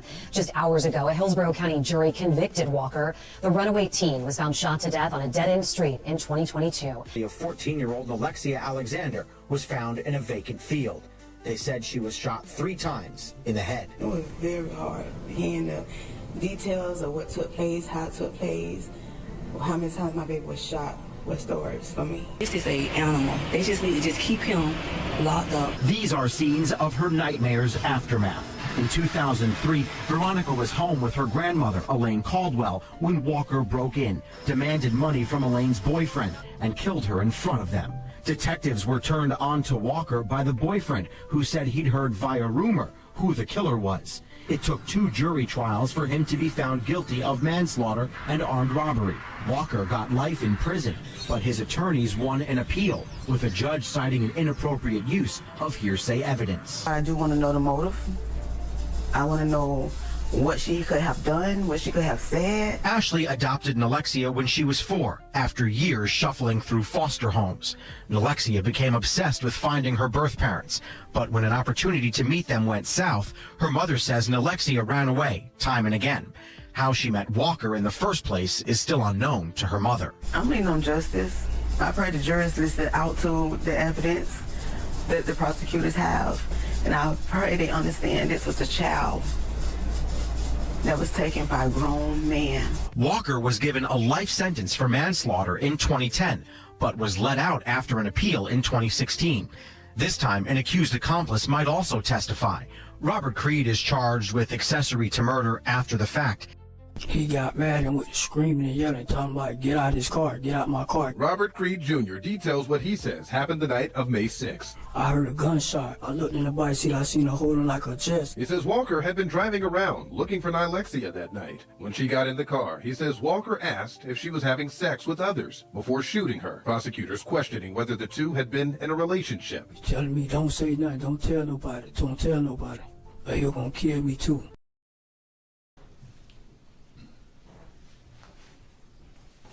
Jury's back, y'all may be seated. Welcome back, ladies and gentlemen. Once again, I ask, were there any issues, no conversations with each other about the case? No one approached you? You didn't approach anyone by any means, and no media contact? All right, very good, thank you. Members of the jury, you have heard all the evidence and the argument of... What? You already do the argument? We got to rest first, right? Okay, I understand that. What says the defense at this point? The defense at this time, Your Honor. Thank All you. right. We're going to be closing? Yes. Go ahead. Whenever you're ready.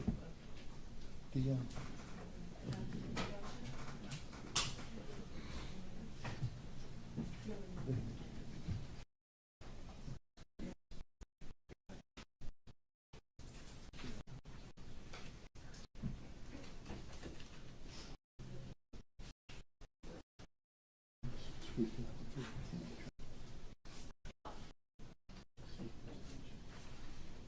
sure what happened there. I guess they had to make some adjustments to whatever he was about to Yes. tell them.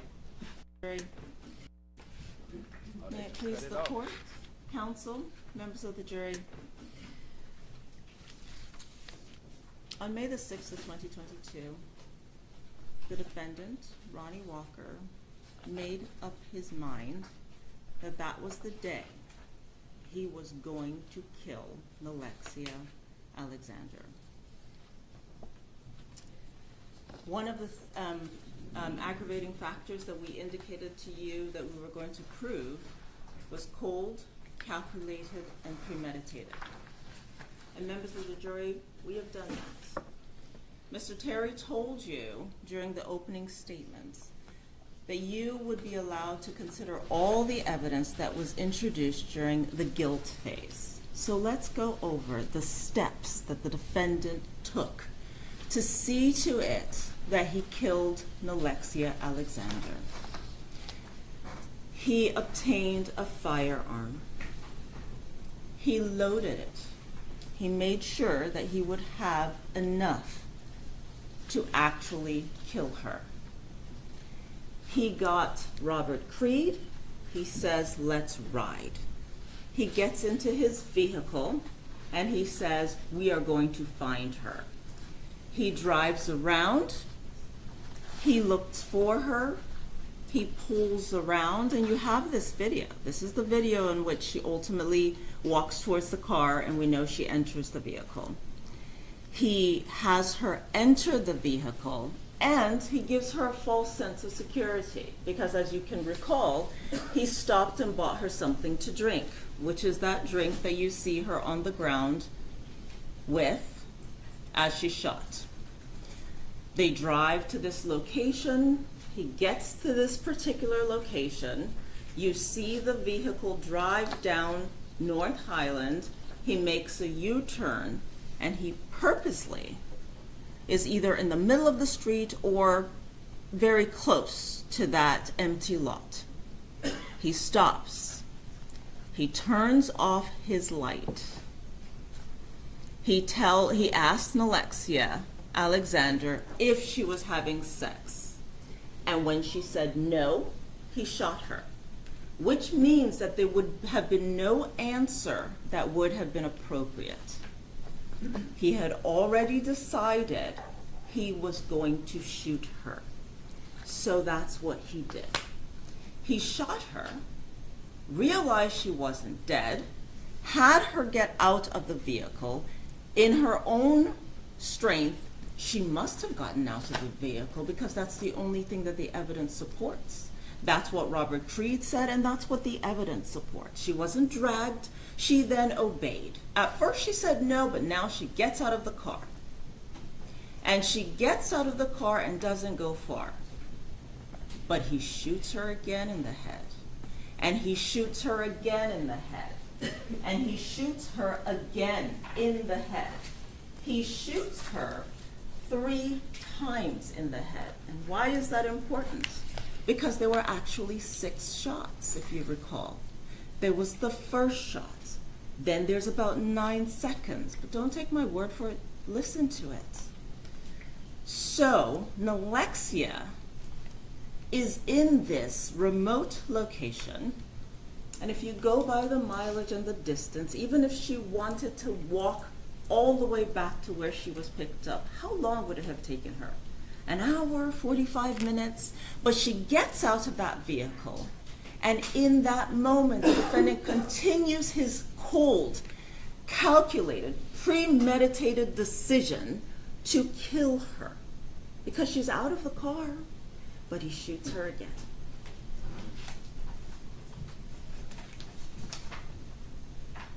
And this is how we find Alexia Alexander. And here is the drink that he bought for her.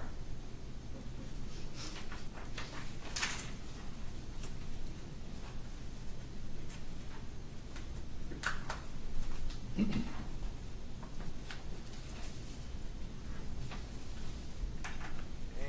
Here's a picture of Alexia Alexander. Why is this important? Because this eye is swollen and you see soot and stippling. That means, members of the jury, that after he shot her, or at some point in the sequence of events, D3, he shoots her in the back. This would not have been fatal. So this shot in the back is the shot she would have had to have first. Then she gets out of the vehicle bleeding into this remote location.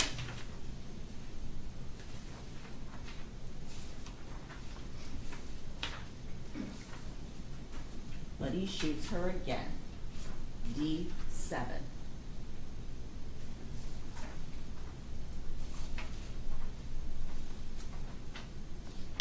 D9.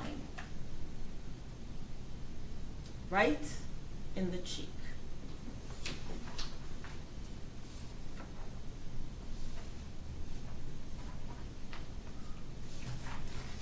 Again, remember the testimony of the medical examiner. This soot and this stippling is very important because it shows that the barrel to face is about 12 inches.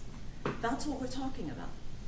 This is somebody who would have had to bend right over and pull the trigger. Ronny Walker elected to do that. Point blank range. And let's not forget that there were 6 shots. She was shot 4 times, but she was shot at least 2 more times. So let's talk about all the other evidence of cold, calculated, and premeditated. He even dressed for this process. It's May the 6th of 2022. It's warm. But Ronny Walker is wearing a winter jacket. He makes sure he has someone in the car with him. He makes sure that he has chosen this location. You know he's chosen the location because he drives there, knows about this dead-end street, makes the U-turn, turns off the light, and has that conversation. Members of the jury, make no mistake of this. This was not an argument. This is him asking her a question. Are you having sex? And when she says no, he shoots her. This is not a heat of the passion situation. This is not an argument in which he got mad and then shot her. No, that's not what the evidence supports. He had already believed in his heart, or the evidence shows that somehow she had given him an STD. Now you heard testimony. The medical examiner checked Alexia Alexander. There was no evidence of that. But he believed it. And so this was the plan. And after he had Alexia Alexander get out of a vehicle in a remote location at 3 a.m., 3:08 to be exact, in the morning, shot her the first time, shot her the second time, shot her the third time, shot her the fourth time, all 3 in the head, he made sure to then drive off, lights off, and then leave. Goes to the gas station, Thornton's. Casually walks in with his jacket up, does whatever he needs to do, drives home, goes about his day. When asked about this incident, he says, hey, I was in the car with someone else.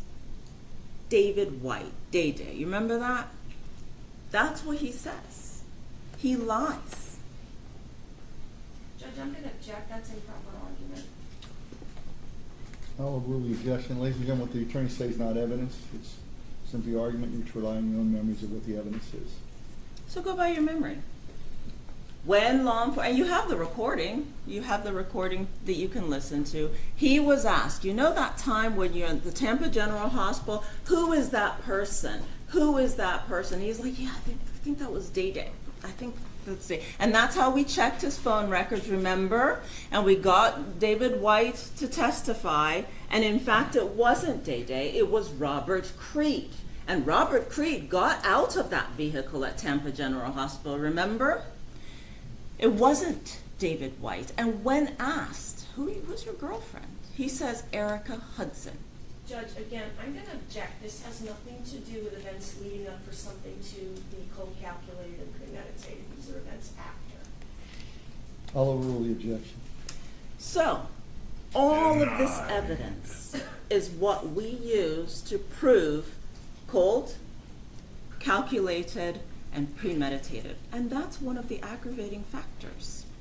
We told you, and Judge Fuson has told you, I believe, through the instructions, and if he hasn't, we will read the instructions to you, that the state has to prove at least one aggravating factor beyond and to the exclusion of every reasonable doubt.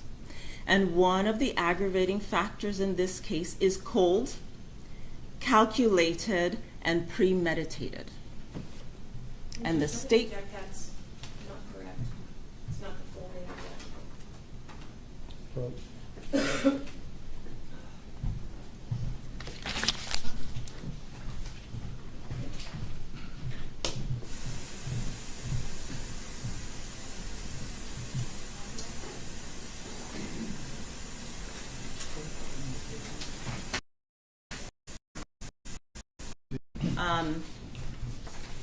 Noted that we would prove beyond a reasonable doubt is the prior violent felony.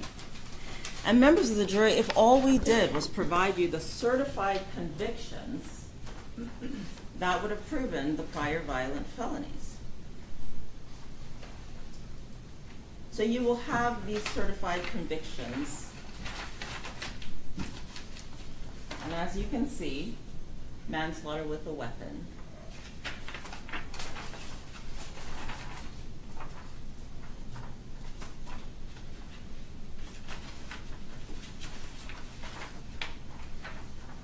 and burglary of a dwelling with assault or battery, and robbery with a firearm. Now, you did hear from Raymond Lee, and he told you how this event occurred. He said that on October the 23rd of 2003, he was at home with his little girl and his girlfriend, Elaine Caldwell. Elaine Caldwell was in her bedroom doing her hair. He had just clipped the nails of his little girl, and he's just minding his business in his own home when the defendant shows up with a gun, comes into his home, and into Elaine Caldwell's home, demanding money. Right? And he demanded the money. He got $500. He wanted more. He says, is there anyone else in the house? They then go to Elaine Caldwell's room. And she freaked out. She was upset. She was scared. And in the process, during this invasion of Raymond Lee's home and Elaine Caldwell's home, Elaine Caldwell gets shot in the head in her home at around 8 p.m. while she was doing her hair in her home. Raymond Lee didn't know the defendant. They didn't know him. And after Elaine Caldwell was already shot, he then continues to ask for money. And they do this whole thing of, oh, let's go to the car. And then they get past the situation. During this home invasion, he puts a gun to the child's head. He puts a gun to Raymond Lee's head. He puts a gun... Hold on. Arguing facts, not evidence. Ladies and gentlemen, it's argument. Rely on your own memories of what the evidence is. You may continue. And he points the gun at Elaine Caldwell. And it is in the process of this burglary of this home that Elaine Caldwell had every right to be in, that Raymond Lee had every right to be in, that they lived in, that it's in the process of this that Elaine Caldwell is shot in the head and dies on scene. So, members of the jury, that was the other aggravating factor that the state had to prove beyond and to the exclusion of every reasonable doubt. And it's the state's position that we have proven these two aggravating factors beyond and to the exclusion of every reasonable doubt. So let us talk about the jury instructions. So you will have these instructions. The aggravating factors alleged by the state are: Ronny Walker was previously convicted of a felony involving the use or threat of violence to another person. The crimes of manslaughter with a weapon, robbery with a firearm, and burglary of a dwelling with assault or battery are felonies involving the use or threat of violence to another person. The other aggravator, the first-degree murder was committed in a cold, calculated, and premeditated manner without any pretense of moral or legal justification. Cold means the murder was the product of calm and cool reflection. Calculated means having a careful plan or prearranged design to commit the murder. A killing is premeditated if it occurs after the defendant consciously decides to kill. The decision must be present in the mind at the time of the killing. The law does not fix the exact period of time that must pass between the formation of the premeditated intent to kill and the killing. The period of time must be long enough to allow reflection by the defendant. The premeditated intent to kill must be formed before the killing. Now, here, for this aggravating factor to apply, a heightened level of premeditation demonstrated by a substantial period of reflection is required. A pretense of moral or legal justification is any claim of justification or excuse that, though insufficient to reduce the degree of murder, nevertheless rebuts the otherwise cold, calculated, and premeditated nature of the murder. And this is why I brought to your attention the fact that all the defendant did was ask Alexia Alexander a question. Are you having sex? No.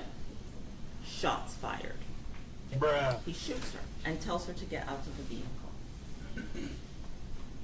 Now, members of the jury, it's the state's position that we have proven these two aggravating factors beyond and to the exclusion of every reasonable doubt. Now, as we explained, and as you're going to get these instructions, as explained before the presentation of evidence, the state has the burden to prove an aggravating factor beyond a reasonable doubt. And then you will have the instructions for reasonable doubt. A finding that an aggravating factor exists must be unanimous. That is, all of you must agree that each presented aggravating factor exists. You will be provided a form to make this finding as to each alleged aggravating factor, and you should indicate whether or not you find each aggravating factor has been proven beyond a reasonable doubt. If you do not unanimously find that at least one aggravating factor was proven by the state beyond a reasonable doubt, then the defendant is not eligible for the death penalty, and your verdict must be for a sentence of life in prison without the possibility of parole. Okay?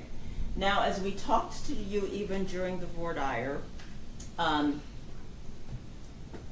if you do unanimously find the existence of at least one aggravating factor, and that aggravating factor and that the aggravating factors are sufficient to impose a sentence of death, then the next step in the process is for you to determine whether any mitigating circumstances exist.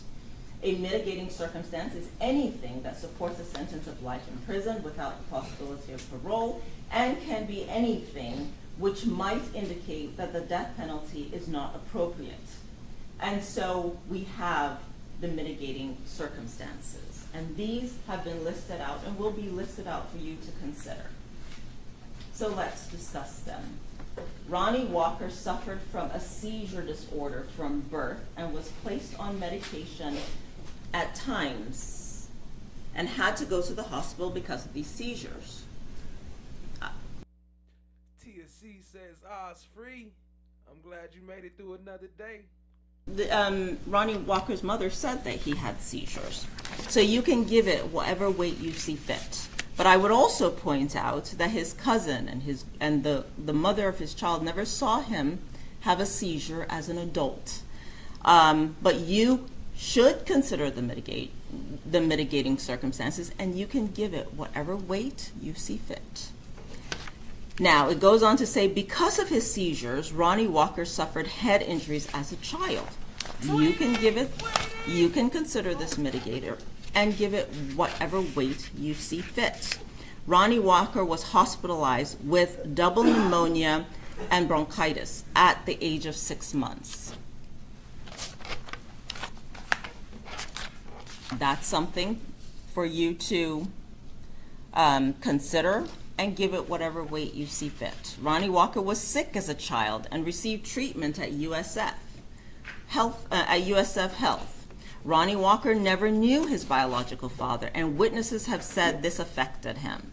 Ronny Walker was initially raised by his mother, a single parent. Yes, he was, members of the jury, but you also heard from his single mother, who always has supported him, who came here supporting him, always does. She always had a home for him to stay at, always took care of him, but yes, the evidence does support that he was raised by a single mother and a big family, people who loved him and supported him, and a community. So you can give that whatever weight you deem appropriate. That his mother suffered mental illness, she did say so, but she indicated that that would have been after Ronny Walker was already out of the home, and that she never had an episode or anything that affected him, but you can give it whatever weight you see fit. That he grew up in the projects and he witnessed drug dealing and violence. That his guardians sold drugs while raising him. That that HRS was involved and took Ronny Walker away. And remember, though, he was placed with another family member and had a lot of family. That on some occasions his aunt did not allow his mother to see him. But if you recall, she indicated that she would see him almost every other day. That she would show up, she made sure he had clothes, she got a second job to make sure she supported him. That Ronny Walker's family was torn apart when he was young, and that is where his sister moved away, and then you heard about the dynamic of his family. That he attended 5 different schools, that the school records and evidence reflect up to the 6th grade. That his school records verify he was found and placed as severely emotionally disturbed at the age of 9. At the age of 11, he was placed as a profoundly mentally handicapped. Is how it reads. So you can give all of this whatever weight you see fit. Ronny Walker had 3 children. Ronny Walker's son was murdered at the age, in 2021, and that's something you can consider. But also consider that Alexia Alexander was shot in the head 3 times. Objection. May we approach? Yep. Come on up.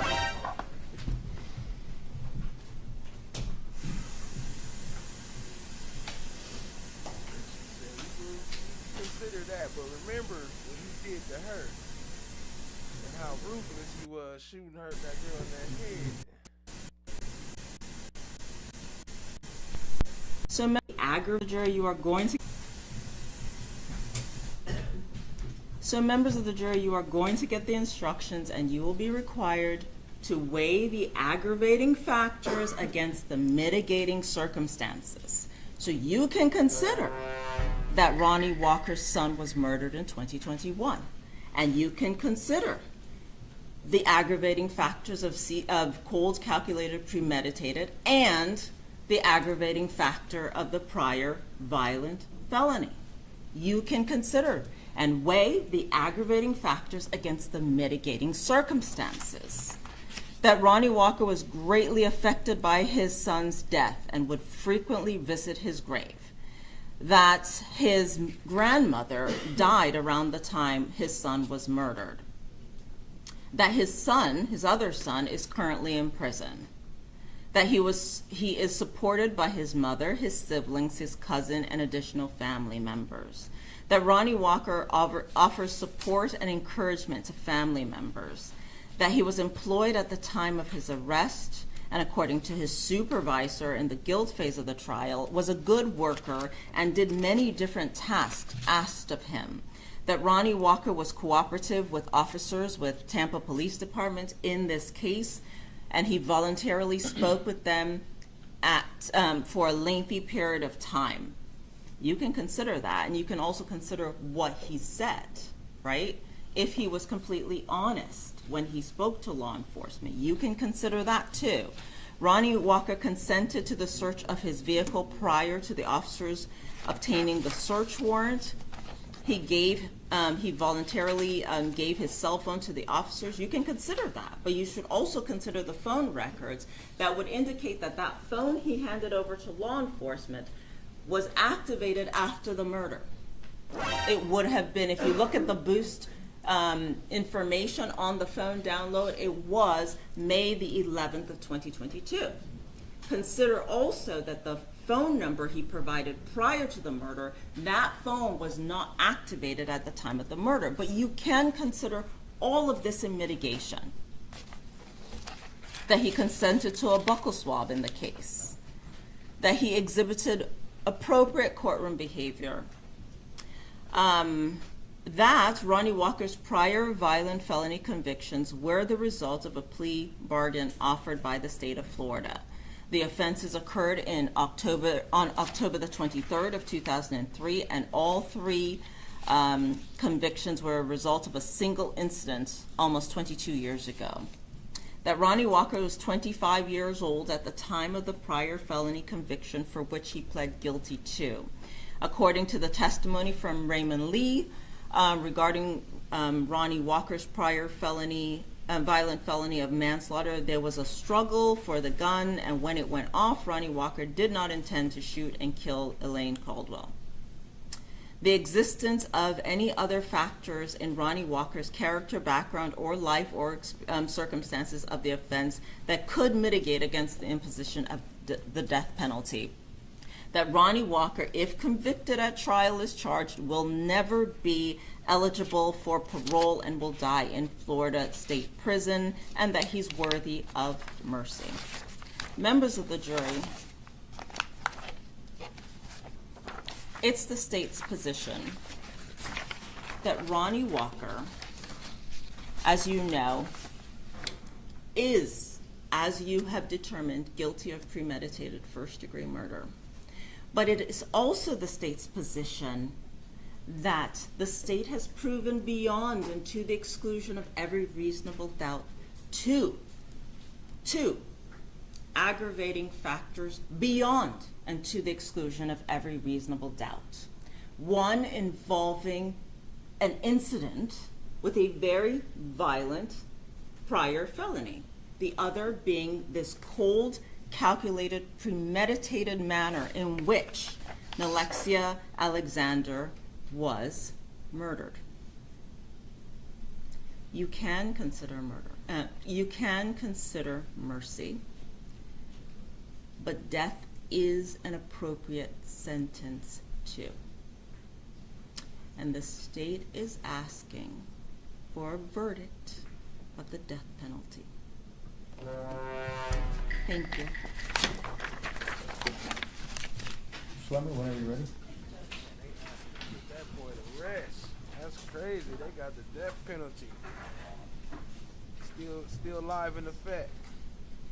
What y'all think? Should he get the death penalty? I think I asked y'all that last night, huh? Y'all hit that like button, hit that subscribe button,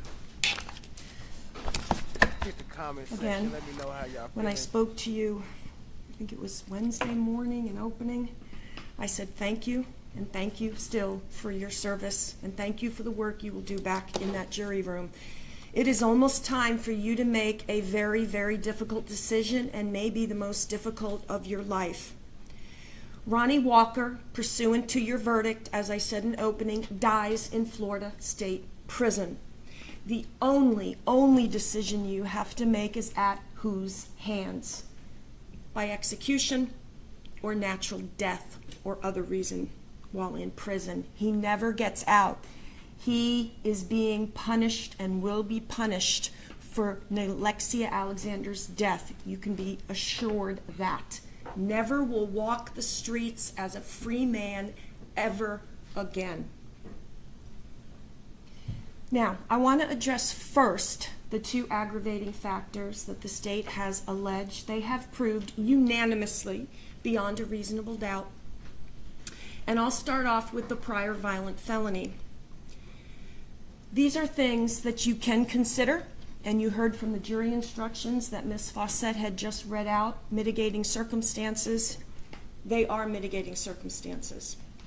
The prior violent felony is an aggravating factor under the law in the state of Florida, but you can consider this information. This incident occurred in October of 2003.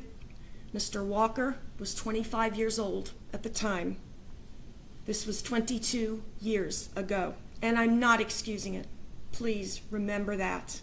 Not excusing the actions of the prior violent felony, nor excusing any actions, as I mentioned in opening, concerning the death of Alexia Alexander when we present the mitigating circumstances to you. Mr. Walker took responsibility for those actions, and he pled guilty.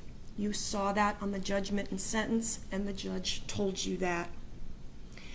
Ms. Fawcett continued to say the, quote, little girl. Well, remember back to the evidence, you never heard it was a, quote, little girl. No, that might not make much of a difference to you, and certainly, again, I'm not excusing what happened, but that is just something that I point out to you. Also, if you remember Raymond Lee's testimony, he didn't even know that Elaine Caldwell had been shot when they all went outside. This was a robbery and a burglary that went horribly, horribly wrong back in 2003 for the death of Elaine Caldwell. Robbery and burglary are illegal. I'm not excusing them either. But it was a robbery and a burglary that went terribly, tragically wrong.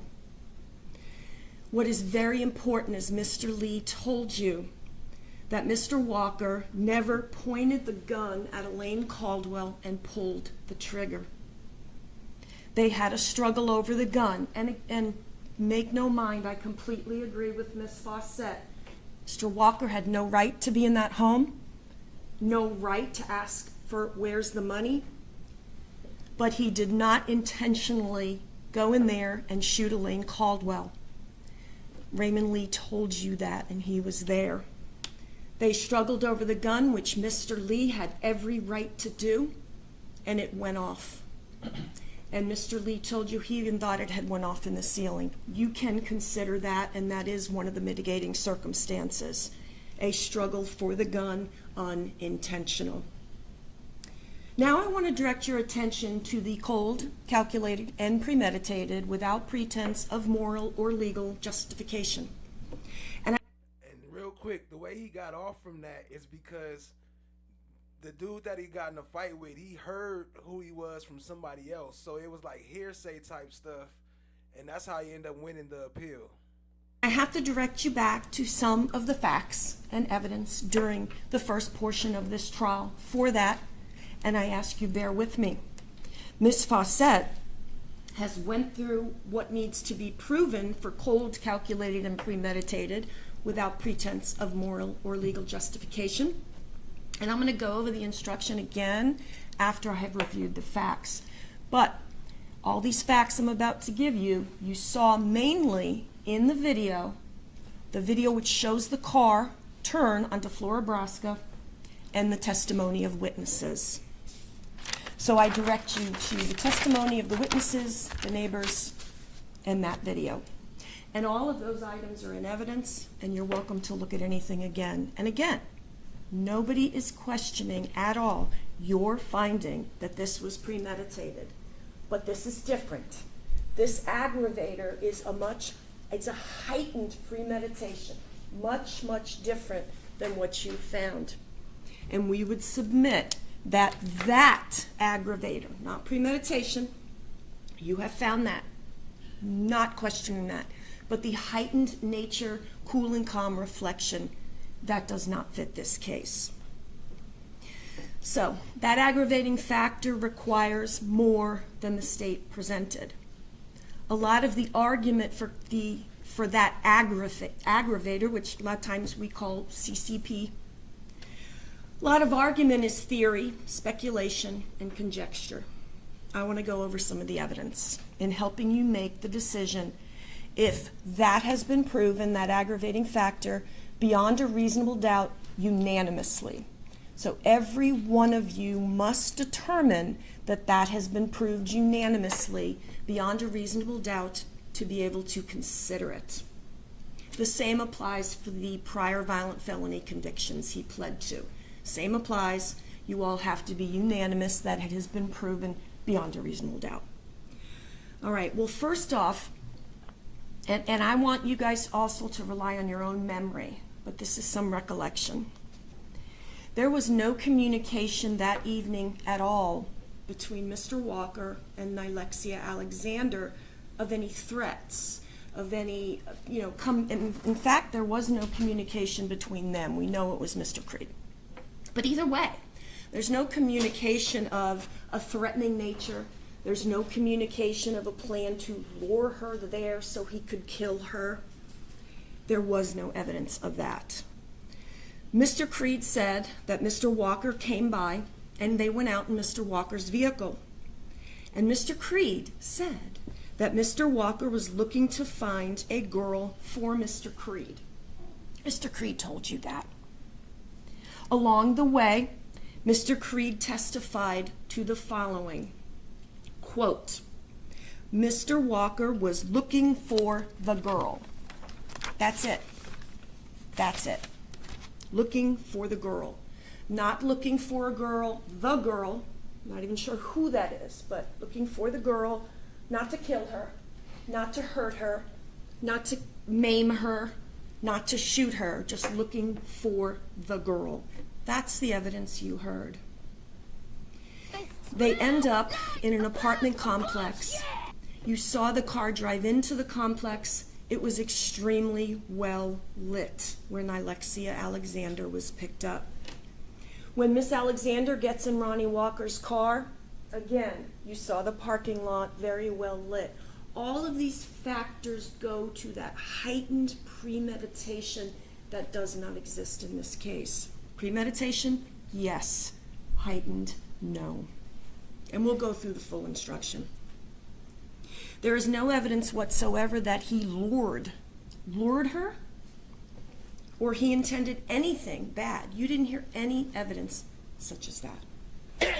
The drive along the way was 1.3 miles from where Nilexia Alexander was picked up to Highland and Floribosca. The car, it was about 2:59 and 21 seconds, and I'm using the time from the video. It was off about 7 minutes, but I'm using the time and it explains the sequence and the time in between.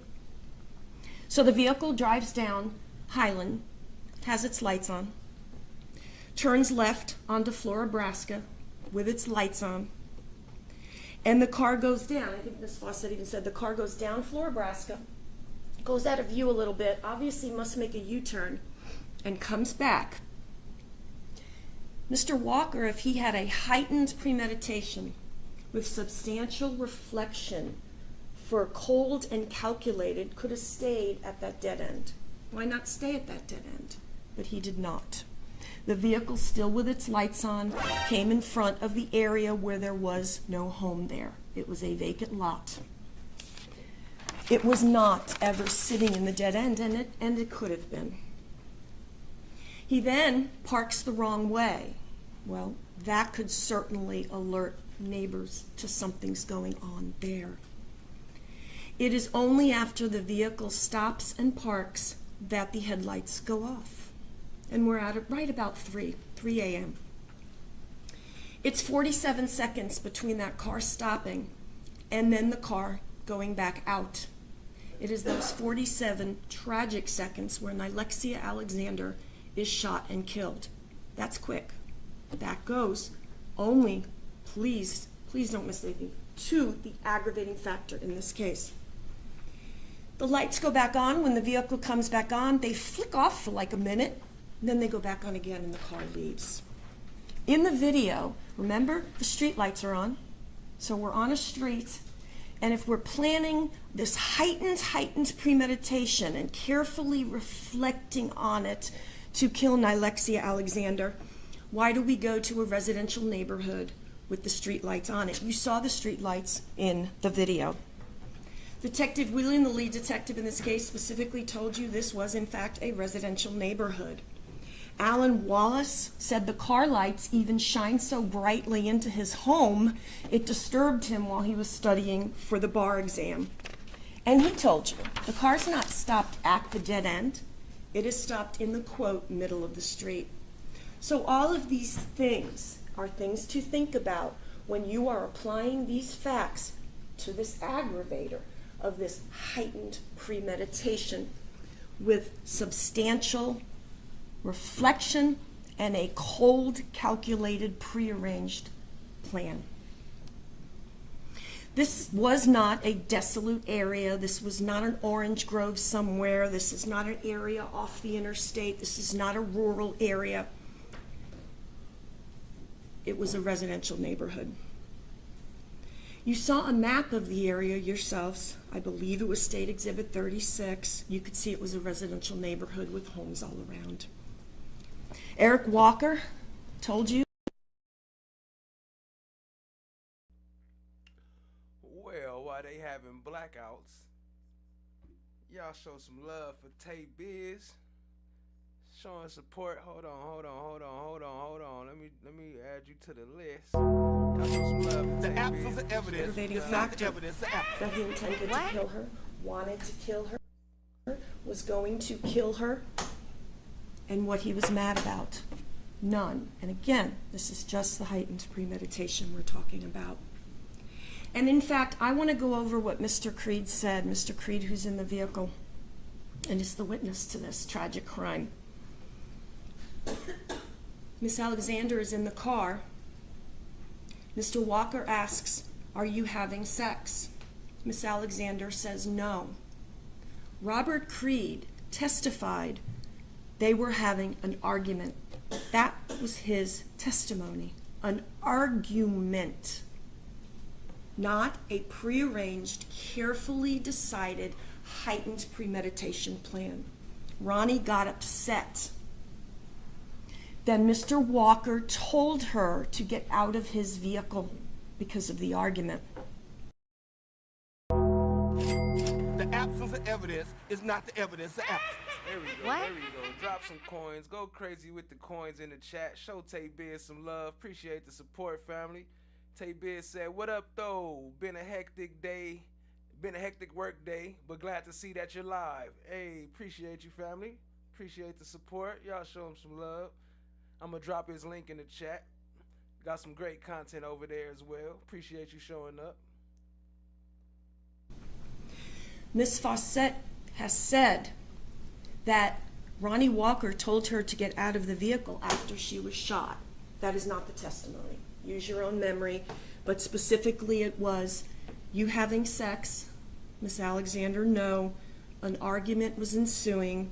Ronny was upset, and I'm just repeating the words of Mr. Creed. He told her to get out of the car and then there was the first gunshot. So it was not after she was shot. The medical examiner, since Ms. Fawcett talked about the gunshot wounds, we don't know what shot is what. She talked about the stippling. She talked about a second gunshot wound, a third or fourth, for your finding for premeditation. Fully understand that. But when we don't have a sequence, we have no idea in what sequence we had these wounds. Placed close to her face, the one gunshot wound with the stippling, we don't know if she's already unconscious. I hate to even regress these facts, but it is important for the aggravator. After Alexia Alexander gets out of the car, we know she is shot and killed. She ends up in that lot. But we don't know after that point, we don't have any evidence that he's saying, yeah, I came here to kill her. I'm gonna, we don't have that evidence for the heightened premeditation. They have not proven beyond a reasonable doubt that cold, calculated, and premeditated without pretense of moral or legal justification applies. Ms. Fawcett talked about things such as it was warm, so he must have worn the jacket for this plan, this careful plan. He wanted somebody to be with him. That's their theory, that's their argument. So, cold, calculated, and premeditated without pretense of moral or legal justification is the aggravator in the state of Florida. And I want you to pay special attention to the definitions. Cold. Cold means the murder was the product of calm and cool reflection. Think about that.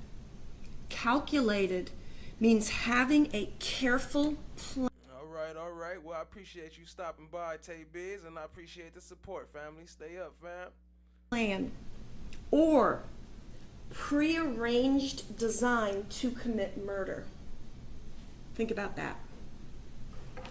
The next paragraph is defining premeditation, which you have found that Mr. Walker did premeditatedly kill Alexia Alexander. So you will get that definition again. Then it continues on for the aggravator in this case. However, for this aggravating factor to apply, a heightened level of premeditation demonstrated by a substantial period of reflection is required. The state has not proven that. Premeditation, yes, you have spoke out, but not a heightened premeditation, that there was calm and cool reflection or a careful plan or prearranged design to commit murder. There just wasn't any evidence of that. In fact, the evidence from Robert Creed was an argument had ensued, and he told her to get out of the car. And again, I'm not justifying even the argument, but I have to point these things out to you when the state is seeking that as an aggravating factor. The last paragraph will be the definition of a pretense of moral or legal justification.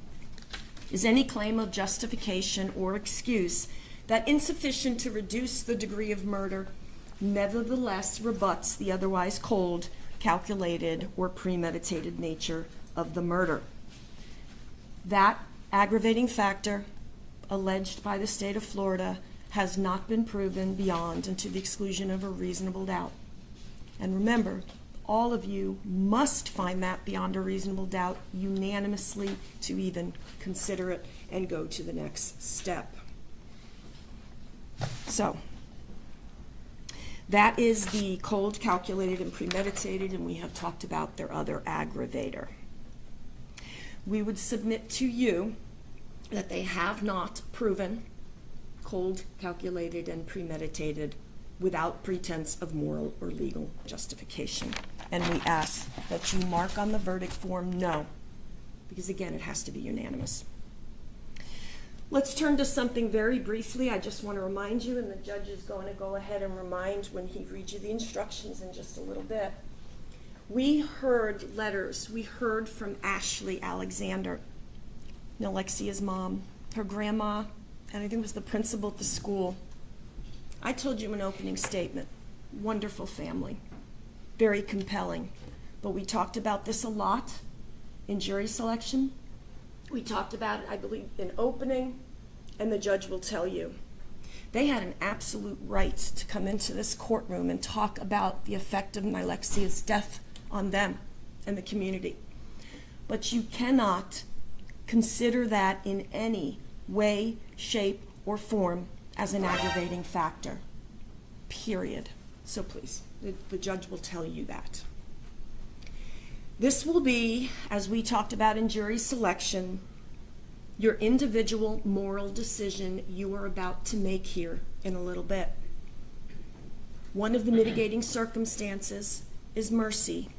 You can give mercy no matter what you find in a case.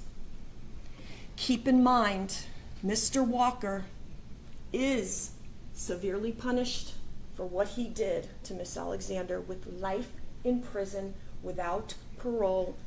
That's it. That's the bottom of it. He will never walk free again as a free man. We talked in jury selection about a couple of things that I want to go over.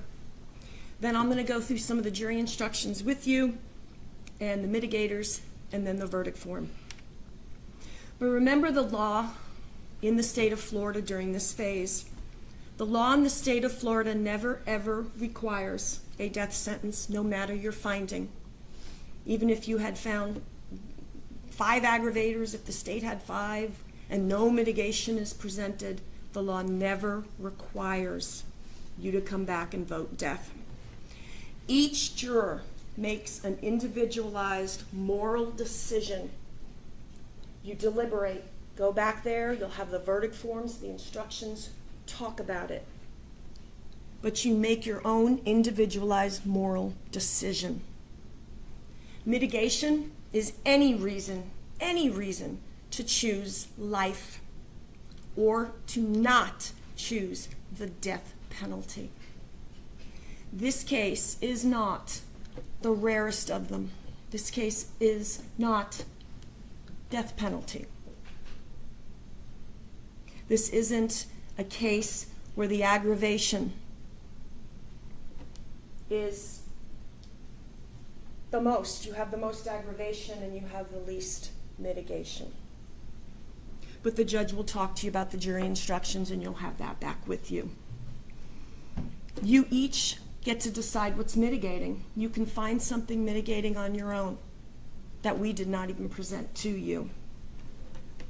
You may always lawfully vote for a life sentence because it is never required, as you know, and it does not matter what the findings are when you go back to that jury room. You may always lawfully vote life without the possibility of parole. You're never required to justify your vote, and all of you have the right to be treated with dignity and respect, and we were talking about that back in jury selection. And each of you finally has a legal duty to get your individualized moral decision onto that verdict form and into the courtroom. Because remember, it has to be unanimous if it in fact is going to be the death penalty. You all would have to say unanimous. 1 juror, 2 jurors, 3 jurors. But it has to be unanimous to seek the death penalty or to come back with a verdict of the death penalty. 1 juror with an individualized moral decision, 2, 3. But it has to be unanimous. All right. We'll go over a little bit about some really important parts of the jury instructions.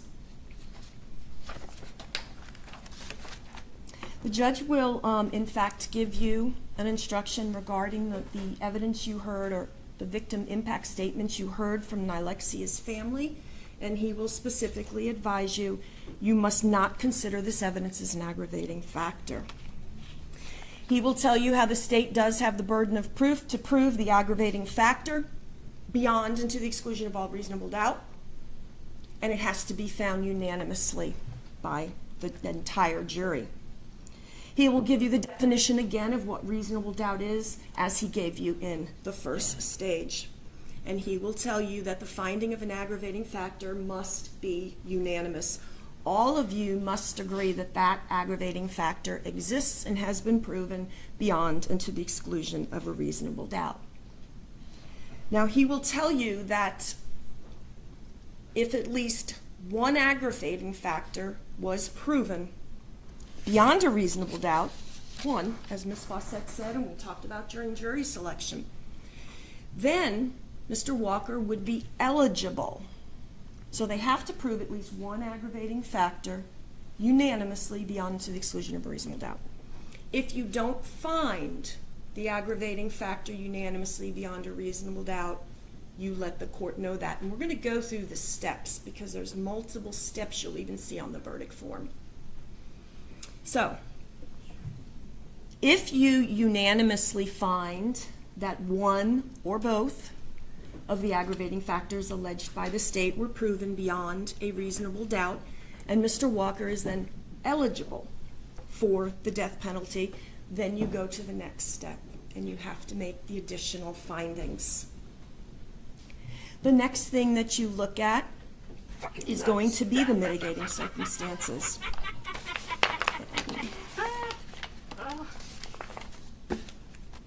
Just want to show some of them to you. The judge is going to read them all off in a little bit.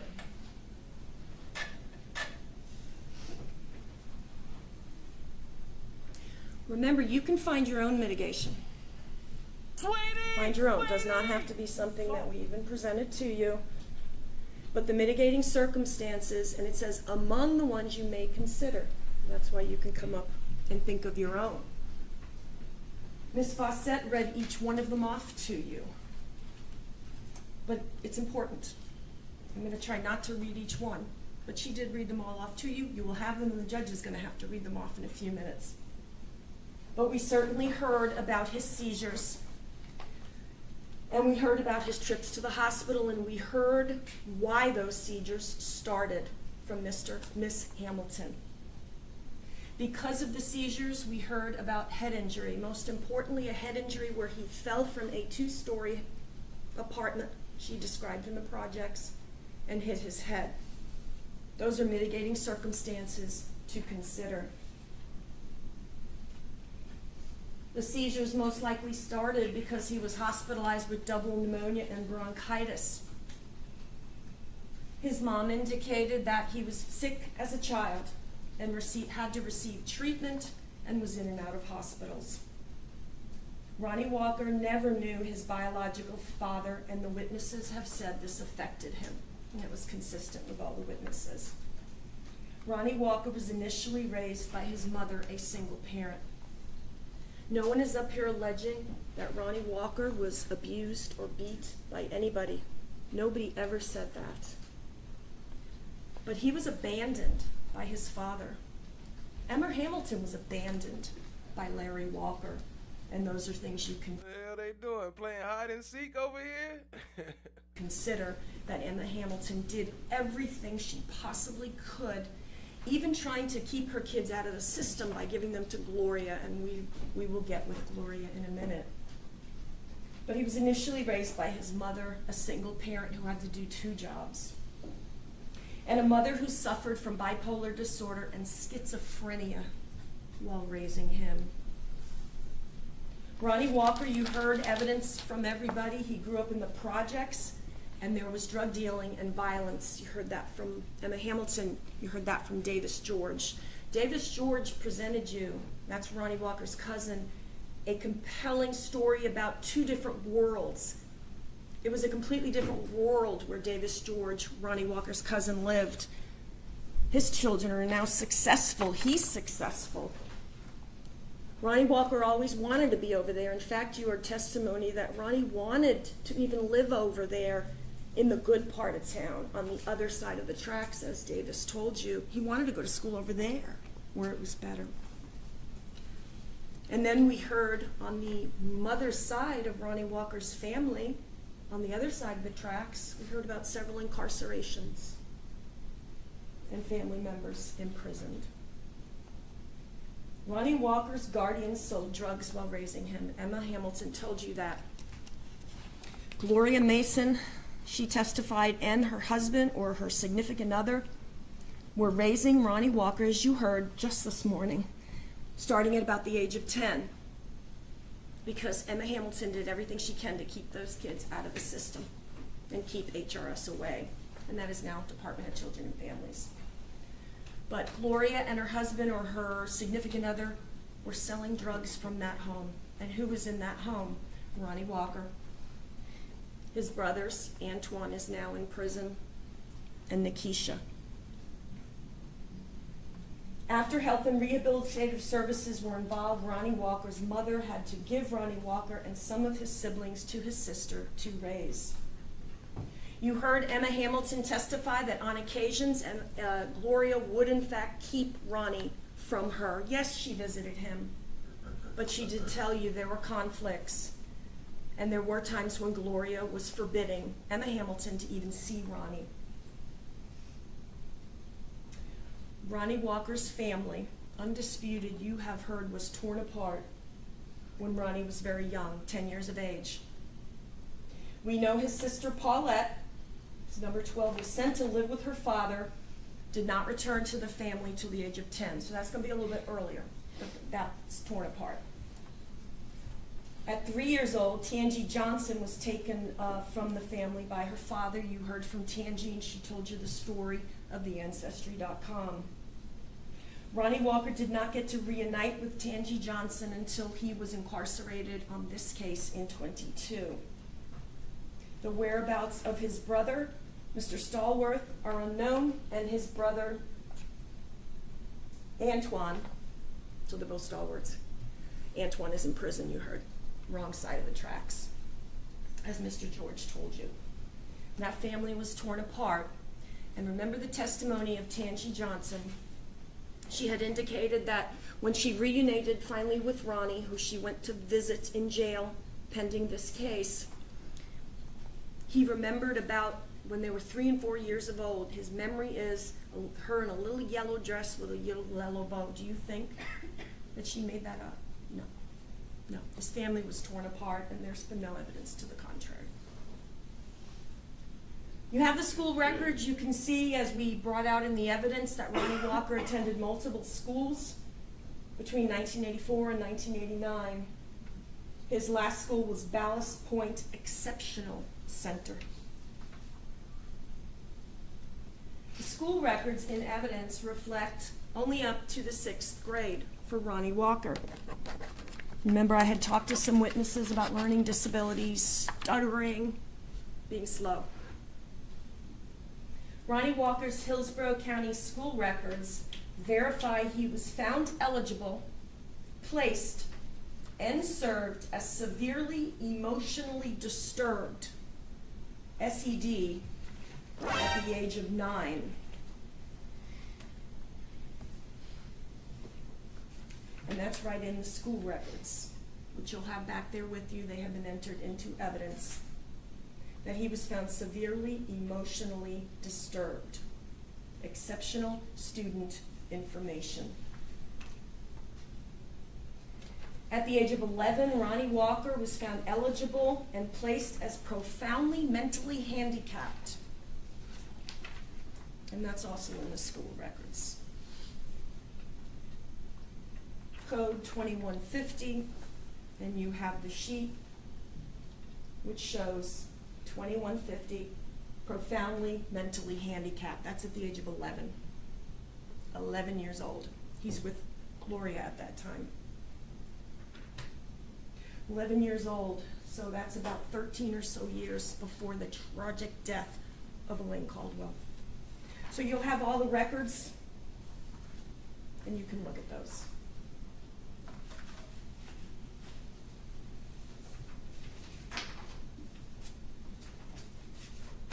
Bruh. Ronnie Walker has 3 children. You heard about the children, Ronell Walker, Paris Booker, and Ron J. Walker.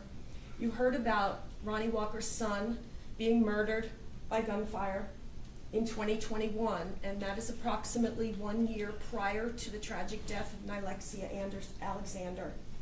You also heard that it greatly affected him, and he would frequently visit Ronell's grave. And you saw photographs of that, Ronnie Walker at his son's gravesite. Ronnie Walker's maternal grandmother, Thelma, died around that time as well, and Ronnie Walker had been close with her. So in 2021, a year before this, he suffered the loss of his grandmother and his son being murdered.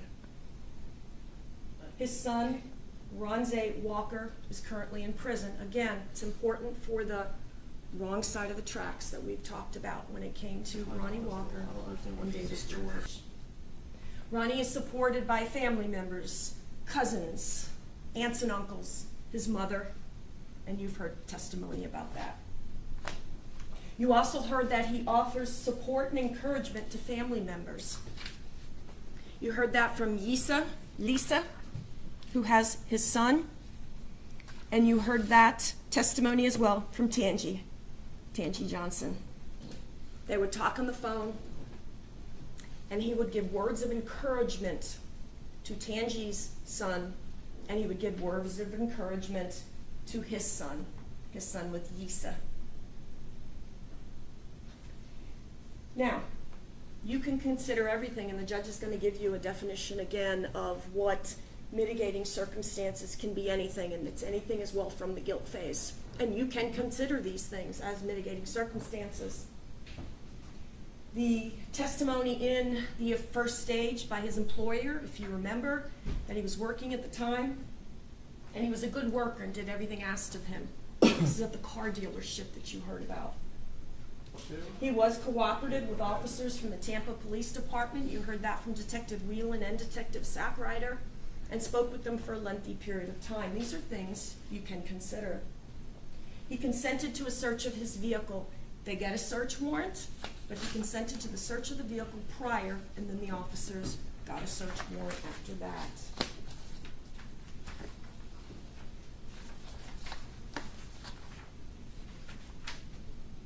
He volunteered his cell phone to officers during this investigation. Ms. Fawcett pointed out it may be a different cell phone, but who knows what was on that cell phone. He volunteered it to the officers. He consented to a buccal swab in this case for DNA. And you remember how the DNA was important in this case, right? In the car? He consented to that buccal swab being taken so it could be compared for DNA. He exhibited appropriate courtroom behavior during this trial. You are allowed to consider that. Remember, anything is a mitigating circumstance, and you can find your own. I've talked about this already. This is the prior violent felony convictions were the result of a plea bargain offered by the state of Florida. And it was in 2003, a single incident, because there's 2 judgment and sentences, and the judge let you know one incident that he pled guilty to, took responsibility for, and it was about 22 years ago. He was 25 years old at that time that he pled guilty and took responsibility for that tragic event. Raymond Lee, and I talked about this earlier, talked about how he did not point a gun at Elaine Caldwell and shoot her intentionally. There was a struggle for the gun. Again, not excusing the behavior of being in someone's home, but that is mitigating for you to consider. He did not intend to shoot and kill anybody. Now, existence of any other factors in Ronnie Walker's character, background, or life, or the circumstances of the offense that would mitigate against imposition of the death penalty. And that's where the stuff from the first phase comes in, right here, circumstances of the offense, but the existence of any other factors. And it could be something I'm not even presenting to you, it's something you think of. 34, Ronnie Walker, if convicted as trial, will never be eligible for parole. You have assured that. He will never walk as a free man again and will die in Florida State Prison. It is just a matter of whose hands. And Ronnie Walker is... Looks like they about to read the verdict, family. They ain't got the sound cracking yet, but we got it playing so we'll know as soon as they start. Appreciate y'all being here. Hit the like, hit the subscribe, tap in, share with a friend. Welcome to Flesh of the Godz. Is worthy of mercy. You are allowed to extend mercy. We talked about that in jury selection. So that's those are mitigating circumstances presented to you. You can feel that the aggravating factors even outweigh those and still come back telling the judge to sentence Mr. Walker to the life without parole.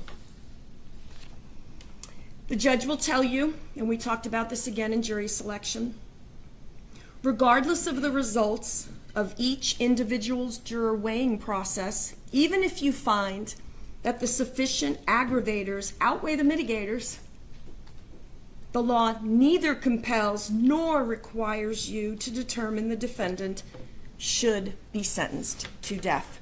Law is always, life in prison without parole is always legal in Florida.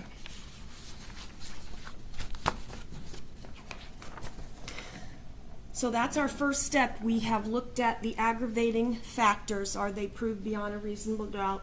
And that has to be unanimous. If you find one proven unanimously, you go to the mitigating circumstances.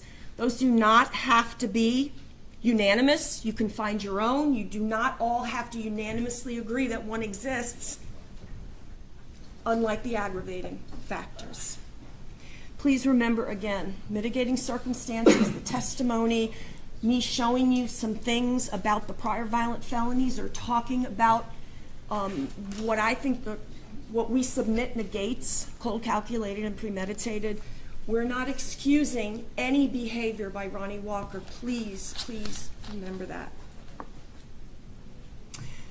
Now, once each juror has weighed the proven factors, he or she must determine the appropriate punishment for the defendant.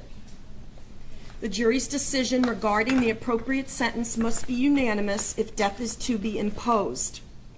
To repeat, and this is what the judge is going to tell you, to repeat what I have said, if your verdict is that the defendant should be sentenced to death, and this is where we have all these steps you're going to see on the verdict form in just a minute, your finding that each aggravating factor exists must be unanimous. Now there's two.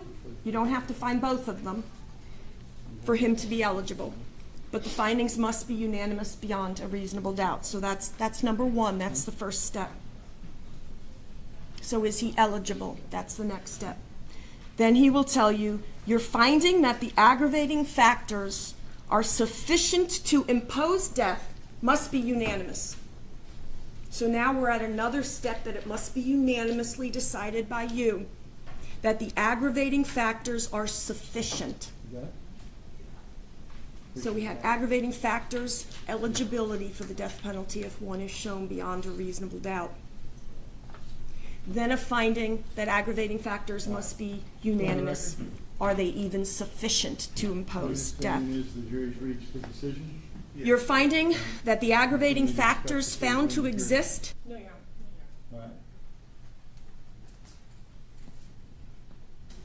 outweighing the established mitigating circumstances must also be unanimous. A lot of steps you're going to have to go through on the verdict form. And your decision to impose a sentence of death must be unanimous. Every step in there has to be unanimous, every step. The judge will give you the form. We're going to look at that in just a minute before I sit down. He will also give you some other instructions that you have heard similar instructions during the first phase of the trial.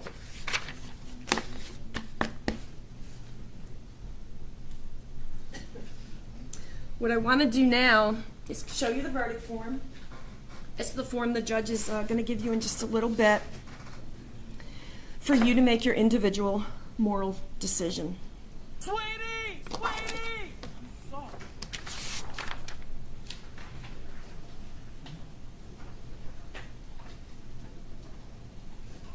I'm just going to read this to you, and you'll get a copy of it for the findings. Factor and beyond a reasonable doubt, unanimously. It must be unanimous. That means each one of you to find cold calculated and premeditated without pretense of moral or legal justification must be unanimous for you to return that aggravator. And then the judge has both of them on here on the verdict form, and you would check off yes or no for the two aggravating factors. Again, it has to be unanimous. Then, if your answer yes to at least one of the aggravating factors listed, please proceed to section B. If you answered no to every aggravating factor listed, do not proceed to Section B. Ronnie Walker is not eligible for the death sentence and will be sentenced to life in prison without the possibility of parole. That's the eligibility, that one aggravating factor unanimously beyond a reasonable doubt. So that's going to be the first thing. Then we go to the sufficiency stage. Subparagraph B. We move on if you find aggravating factors unanimously beyond a reasonable doubt. We go to the sufficiency stage. Sufficiency of the aggravating factors as to count 1. Reviewing the aggravating factors that are unanimously found to be established beyond a reasonable doubt, Section A, we, the jury, unanimously find the aggravating factors are sufficient to warrant a possible sentence of death. So that's going to be your next step. Ags, eligibility, are they sufficient? Unanimous, unanimous, unanimous, unanimous. So if you say yes, you're going to keep going. If you answer no, that the aggravating factors are not sufficient to warrant a possible sentence of death, your deliberations are done. They're done if you didn't find any aggravating factors beyond a reasonable doubt unanimously. But when you get past eligibility with that and go to sufficiency, if you vote no, your deliberations are over and it will be life in prison without the possibility of parole, and just one of you in your individual moral decision can say life without parole.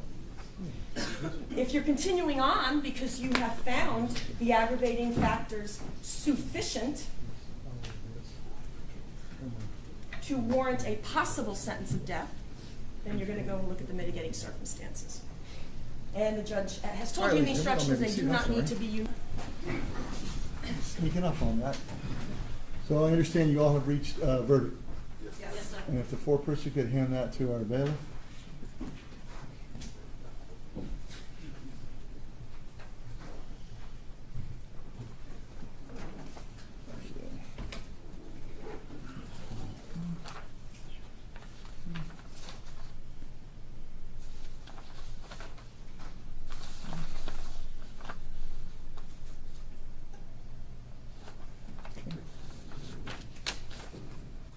Publish the verdict for the jury.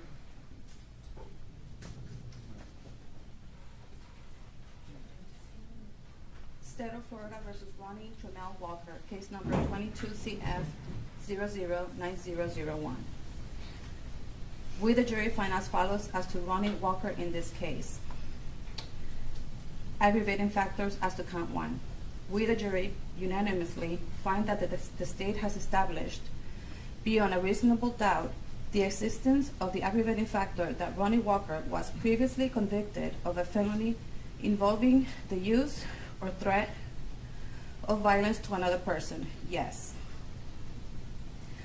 We, the jury, unanimously find that the state has established beyond a reasonable doubt the existence of the aggravating factor that the first-degree murder was cold, calculated, and premeditated without pretense of moral or legal justification. Yes.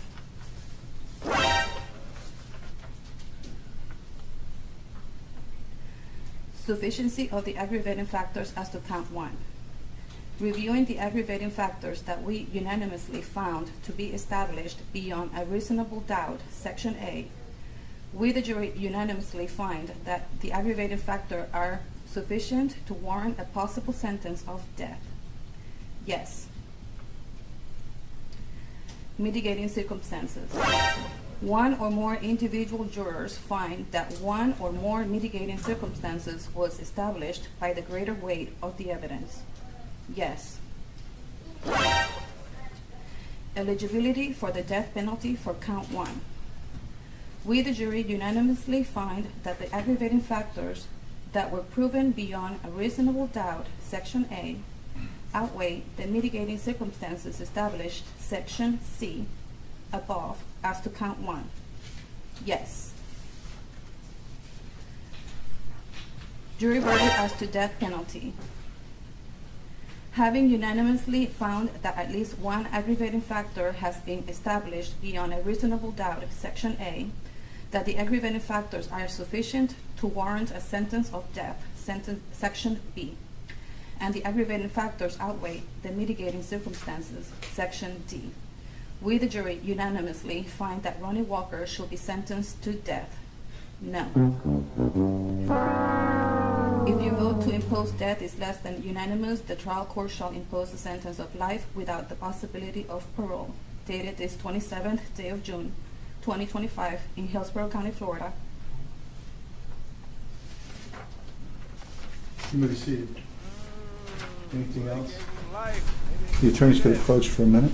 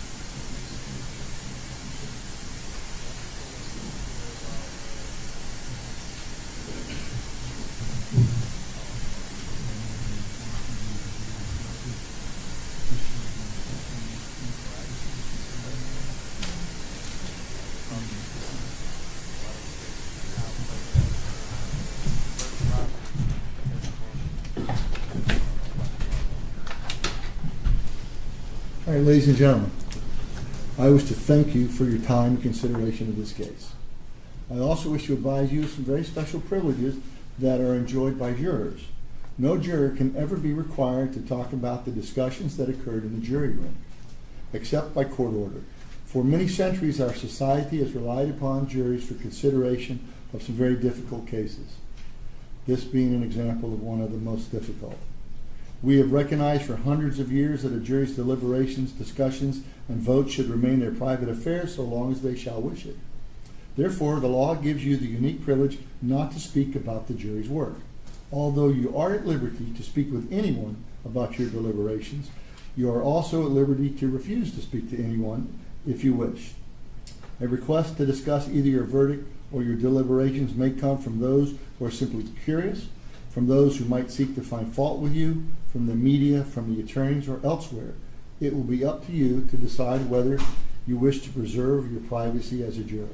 And again, on behalf of everyone here, we want to thank you for your service during this time. And I now discharge you from your service. All rise. Don't forget all your personals. So that's the verdict. Got that guilty. Life in prison. He didn't get the death penalty.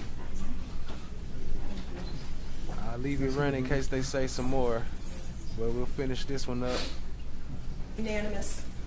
And you can, he'll give you the definition as I and Ms. Here's left, y'all may be read seated. off to you all the mitigating circumstances. And Any you'll answer reason this why I question should as not well. pronounce sentence at this time? No, Your Honor. All right. Mr. Walker, the jury finding that the aggravating factors to count one was yes, and it was established beyond a reasonable doubt, yes. Sufficiency of aggravating factors is to count one, yes. Found mitigating circumstances, yes. They found that you were eligible for the death penalty for count, yes. The jury decided to show mercy in this case and return a verdict of no as to entering the death penalty. Therefore, I will now adjudicate you guilty and sentence you to a term of life in prison without the possibility of parole. Any court costs and costs of investigation, I will convert to a lien. any credit that he spent, even though it's irrelevant, be entitled to any credit. But he will be remanded to the Florida State penal system until such time as he doesn't have any more time left. Well, credit. How you get? Your daughter, baby. Snore that moment. What happened? You should have got it done. That's what you should have got. I ain't kill your baby. That's what you should have got. So, you're a natural born killer. What did he say? Hold on. Such time as he doesn't have any more time left. Your daughter, man. Your daughter, baby. Snore that moment. What happened? You should have got it done. That's what you should have got. I ain't kill your baby. That's what you should have got. So, you're a natural born killer. You've been killing for a long time. You just got caught up this time. So, Your Honor, the state would be asking for the prosecutor's costs in this case. I think cost? we'll have to, the cost of prosecution. Oh, snap. He said, I didn't kill your baby. She said, you a killer. You been a killer for a long time. You just got caught. I think y'all heard it, but shit. Or the cost of prosecution, I'll convert that to a lien as well. Okay, thank you. Is that new? Well, anyway, so before you leave, just real quick, I'm going to set this off for a disposition in about 3 or 4 weeks. So that if you want to discuss the resolution of the PRR issue as well as the new charge, you can discuss that with your attorneys. All right? Thank you, folks. Get him. That was the count too. So that was. Oh, not guilty. Yes. He was already found guilty. Oh yeah, I'll give him time served on the tampering charge. Just for the record, Mr. Walker's credit is 1,087. 1,087 days. Thank you. Let me see if I can find a date somewhere down the road just for disposition. About time served. Boy, you got the rest of your life to serve. Nah.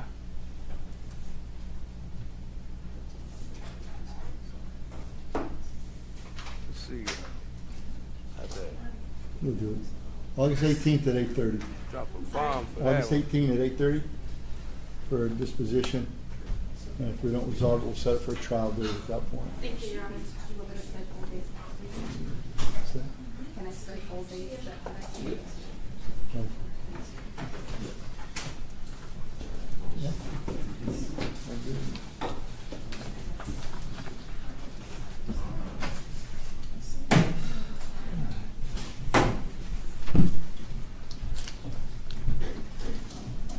We're being recessed.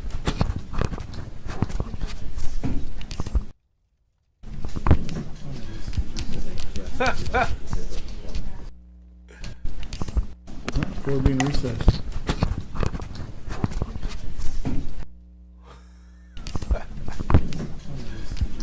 Say, look out my face.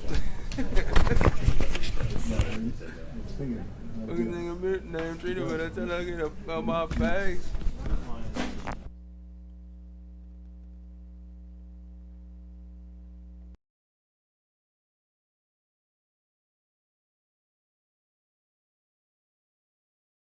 Let's hear the rest of her little BS. One or more individual jurors find that one or more mitigating circumstances was established by the greater weight of the evidence, and you'll mark off yes and no. But regardless of your findings there, you always proceed. Regardless of your findings here with mitigating circumstances, you're always going to proceed now to D. We, the jury, unanimously find that the aggravating factors that were proven beyond a reasonable doubt, Section A, outweigh the mitigating circumstances established, Section C. So it walks you through it. So now we're at the point, having to found all these things unanimously, we are now at the point that the aggravating factors that have been proven unanimously beyond a reasonable doubt, and the aggravating factors that have been found sufficiently to warrant a possible sentence of death, and you've gone past mitigating circumstances, now you must find to return the death sentence for Mr. Walker unanimously that the aggravating factors outweigh the mitigating circumstances. If you find unanimously that the record may arise from the evidence, the conflict in the evidence, or lack of evidence. If you have a reasonable 13, Ronnie Walker attended 5 different schools between August of 1984. All right, we're going to go ahead and skip past that. Since we didn't read the verdict, ain't even no need to go through that. But I do want to play this piece right here. Shout out to No One. This the one you was talking about, No One? We can play this before we get up out of here. Appreciate y'all being here, family. Hit the like, hit the subscribe, tap in, share with a friend. Address, but on Eskimo in And Tampa. That's in here in Hillsborough County, Yes. is that correct? Yes, correct. Who were you living with? Me and Elaine Caldwell, my girlfriend. Okay. Was there anyone else living in the home at the time? Yes, Who? our daughter. How old was your daughter? Was Sustained. So at the time of October the 23rd of 2003 at 8 p.m., what were you doing at your home? I was watching television in the den. Were you with anyone in the den? Yes, Who were you with? my daughter. And was Elaine Caldwell home as well? Yes, she were. Where was she? She was in the bedroom doing her hair. And did something out of the ordinary happen? Yes. What happened? I had someone come into my house that wasn't invited in my house. And what did the person do? Well, he came in with a gun. He came in to rob me. So when this individual came into your home, do you know if he had anything covering his face? Did he have a mask or anything on? No, he didn't have no mask on. He had a hat on, but he didn't have no mask. And did he speak with you? Did he say anything to you? Yes, he would ask who was all in the house. And what did you say? My girlfriend, Elaine. Okay. And at that point, what happened after you said that to him? He asked me to get up, and me and my daughter got up, and he walked us into the next bedroom where she was at. And once I called her, I say, Linnell, and she. You can answer the question. Okay, and she turned around and looked and seen the 3 of us. objection, speculation? Rephrase the question.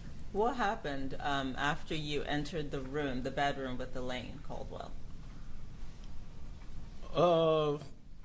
Ronnie attempted to with the gun, and she started screaming when she saw an uninvited guest behind me with the gun to my head, and she just started screaming hysterical.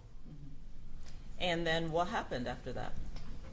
And, okay, so when she was screaming hysterical, and I kept telling her to be quiet, and he kept handing the gun to my head, and he kept saying, well, where's the money? And she kept screaming, and then he pointed the gun at her, and he kept saying, be quiet, and I kept trying to tell her to be quiet too. And then my daughter was crying also and stuff. And Overruled.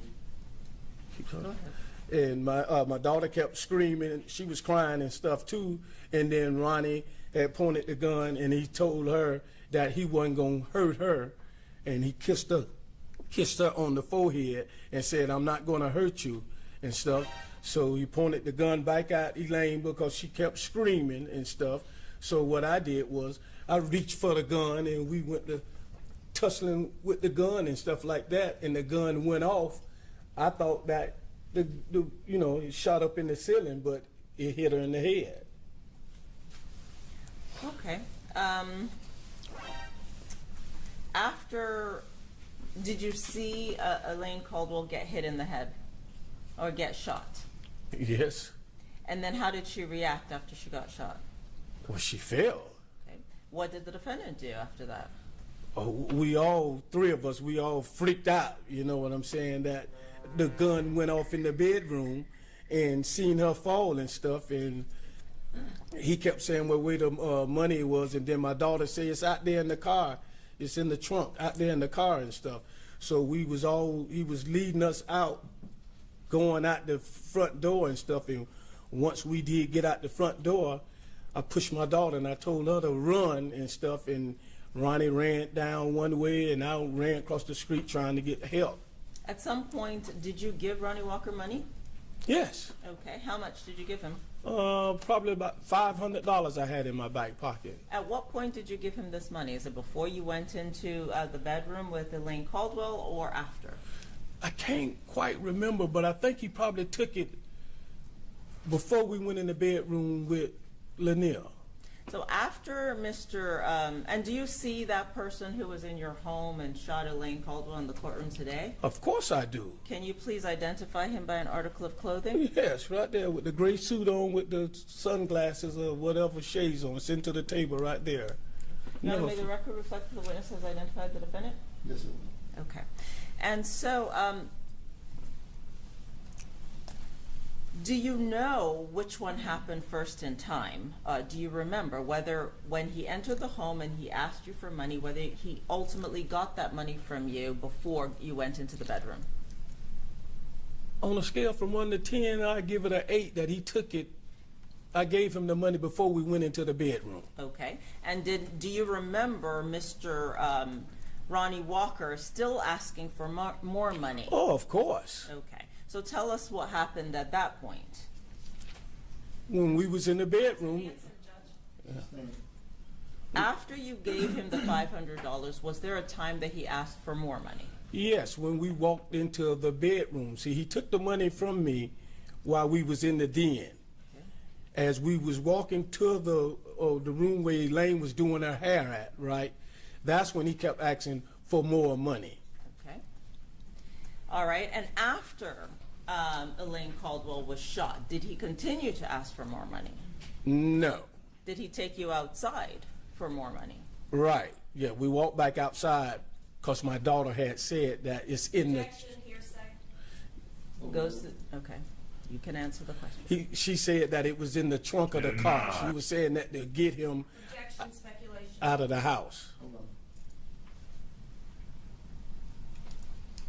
Denied. Strike the last statement.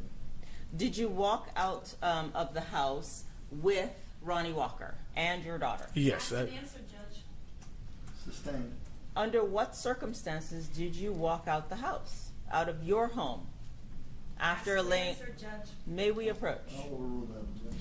Under what circumstances did you walk out of your home after Elaine Caldwell was shot? Up under the distress of Ronnie Walker with a gun, walking us, we going out the front door. Did he still have the gun pointed at you? Of course. At any point during this incident, did Ronnie Walker also have the gun pointed at your daughter? Yes. Objection, relevance.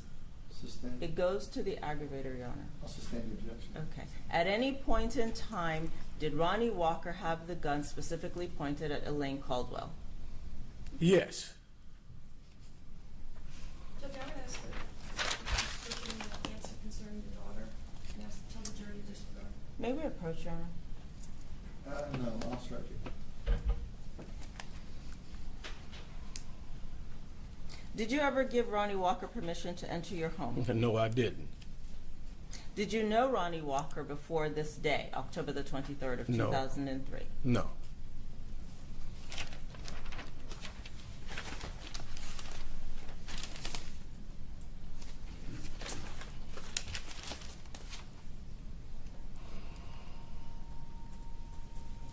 Your Honor, may I have a moment? Yes, ma'am.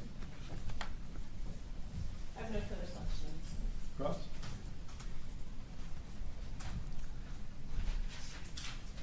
Good afternoon. So, sir, you've been convicted of 6 felonies, is that correct? That's correct. Okay. And you indicated that Mr. Walker, who you've identified as being in your house that day, had kissed your daughter's head and said he was not going to hurt her, correct? Correct. All right. And he had said he's not going to hurt her because he has 2 daughters of his own, correct? Correct. All right. And you indicated and you told the jury that basically you are tussling with him at some point, and that's when the gun, quote, goes off, correct? Correct. All right. And at some point, Mr. Walker tried to get out of the house, didn't he? Of course, all of us tried to get yes. Before that, didn't he try to exit the home? Before that, Yes, before you walk out to the car with Mr. Walker and your daughter, doesn't he try to get out of the house? no. You didn't just tell me that in deposition? No, when I said what I said was we all was going out of the house, not him trying to get out of the house on his own and leave us in there. Okay. We was all going out to the car, so-called, to get money from out of the trunk of the car. Okay, understood. So are you denying that you just told me under oath in deposition? Your Honor, improper impeachment. Sustained. Well, let me ask you this question Okay. and see. Did you in fact just give us a deposition? Yes, I did. Improper impeachment. Did you just give us a deposition? Yes, I did. Were you placed under oath at the time? Yes, you told I the were. truth? Okay, and did you speak with myself and Miss Fawcett? Yes, I did. Right? All right. Let me ask you, did you make the following response to the following question or the following response and tell us that at some point before you walk outside with Mr. Walker and your daughter, Mr. Walker was trying to get out of the house on his own? Maybe I misunderstood what you were saying. Everybody If I did, Hold on. One at a time. Don't speak over each other, because this young lady right here can't write down 3 conversations that are going on. So there's been an objection, grounds, Improper impeachment. overruled. Okay. All right, and you indicated that Ronnie asked for money, is that right? That's correct. And he was asking that several times, right? That's correct. Okay. And may I have a moment, Your Honor? Yes, ma'am. Have a good night. Have a good night. Have a motherfucking good ass night. Yeah, well, that looks like it, family. Like we said, we seen it. He got found guilty. Shout out to everybody in the chat. Shout out to No One. Appreciate you, family. Hold on. Shout out to No One. My bad. Appreciate you, family. Shout out to FFS. Shout out to TSC. Appreciate you. Shout out to Tac Clouds. Appreciate you, family. Shout out to Tay Biz, today's stream sponsor. Y'all show some love to Tay Biz. Go over there and sub up, show him some love. It's not the evidence. What? Today's sponsor. Appreciate the support, family. Y'all show him some love. TSC. Kissing Pink. Shout out to Kissing Pink. What up, KP? Showed up. I see you. Appreciate you joining, family. And all y'all for being here. Shout out to all y'all. Much love, much love. Shout out to y'all in the bushes. Y'all hit the like button, hit the subscribe button, share this. Get me back in the algorithm. Appreciate y'all, family. Appreciate the love and support. Shout out to No One. Great video. Appreciate that. Much love, much love. And until next time, family, y'all stay fresh and y'all stay blessed. Peace out. Shout out to Factual Lie if you catch this on the replay. Peace easy. Oh, Cha Diggy was here. Shout out to Cha Diggy. And Chan My Black was golden. Chan My Black is golden was here. Shout out to y'all. Appreciate y'all showing up. Rock Solid was here. Shout out to Rock Solid. Alright, I'm out. Y'all stay fresh and stay blessed, family.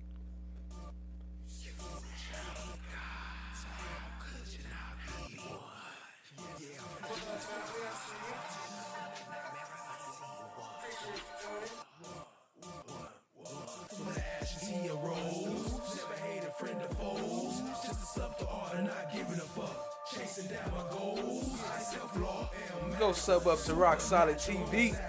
Metaphysical reactions. I am the flesh. I am the God. No one got the lab on lockdown. Talking hot winters and cold summers. Black Force Ones when we slide in the streets. We all stay home at a club jumping. What up, cousin? I see you, fam. Throwing slime coins when I watch the trial. Leos be capping, chatting action. Come and tap in the most interactive.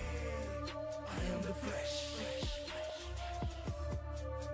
I am the God.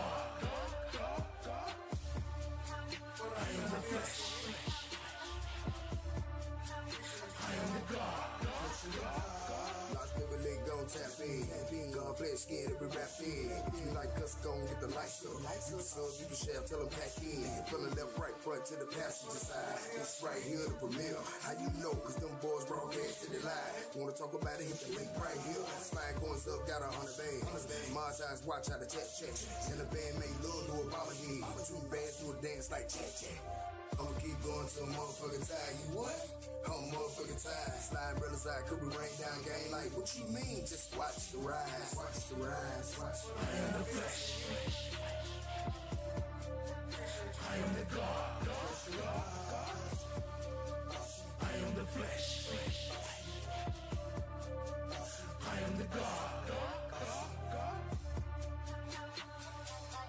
Flesh of God.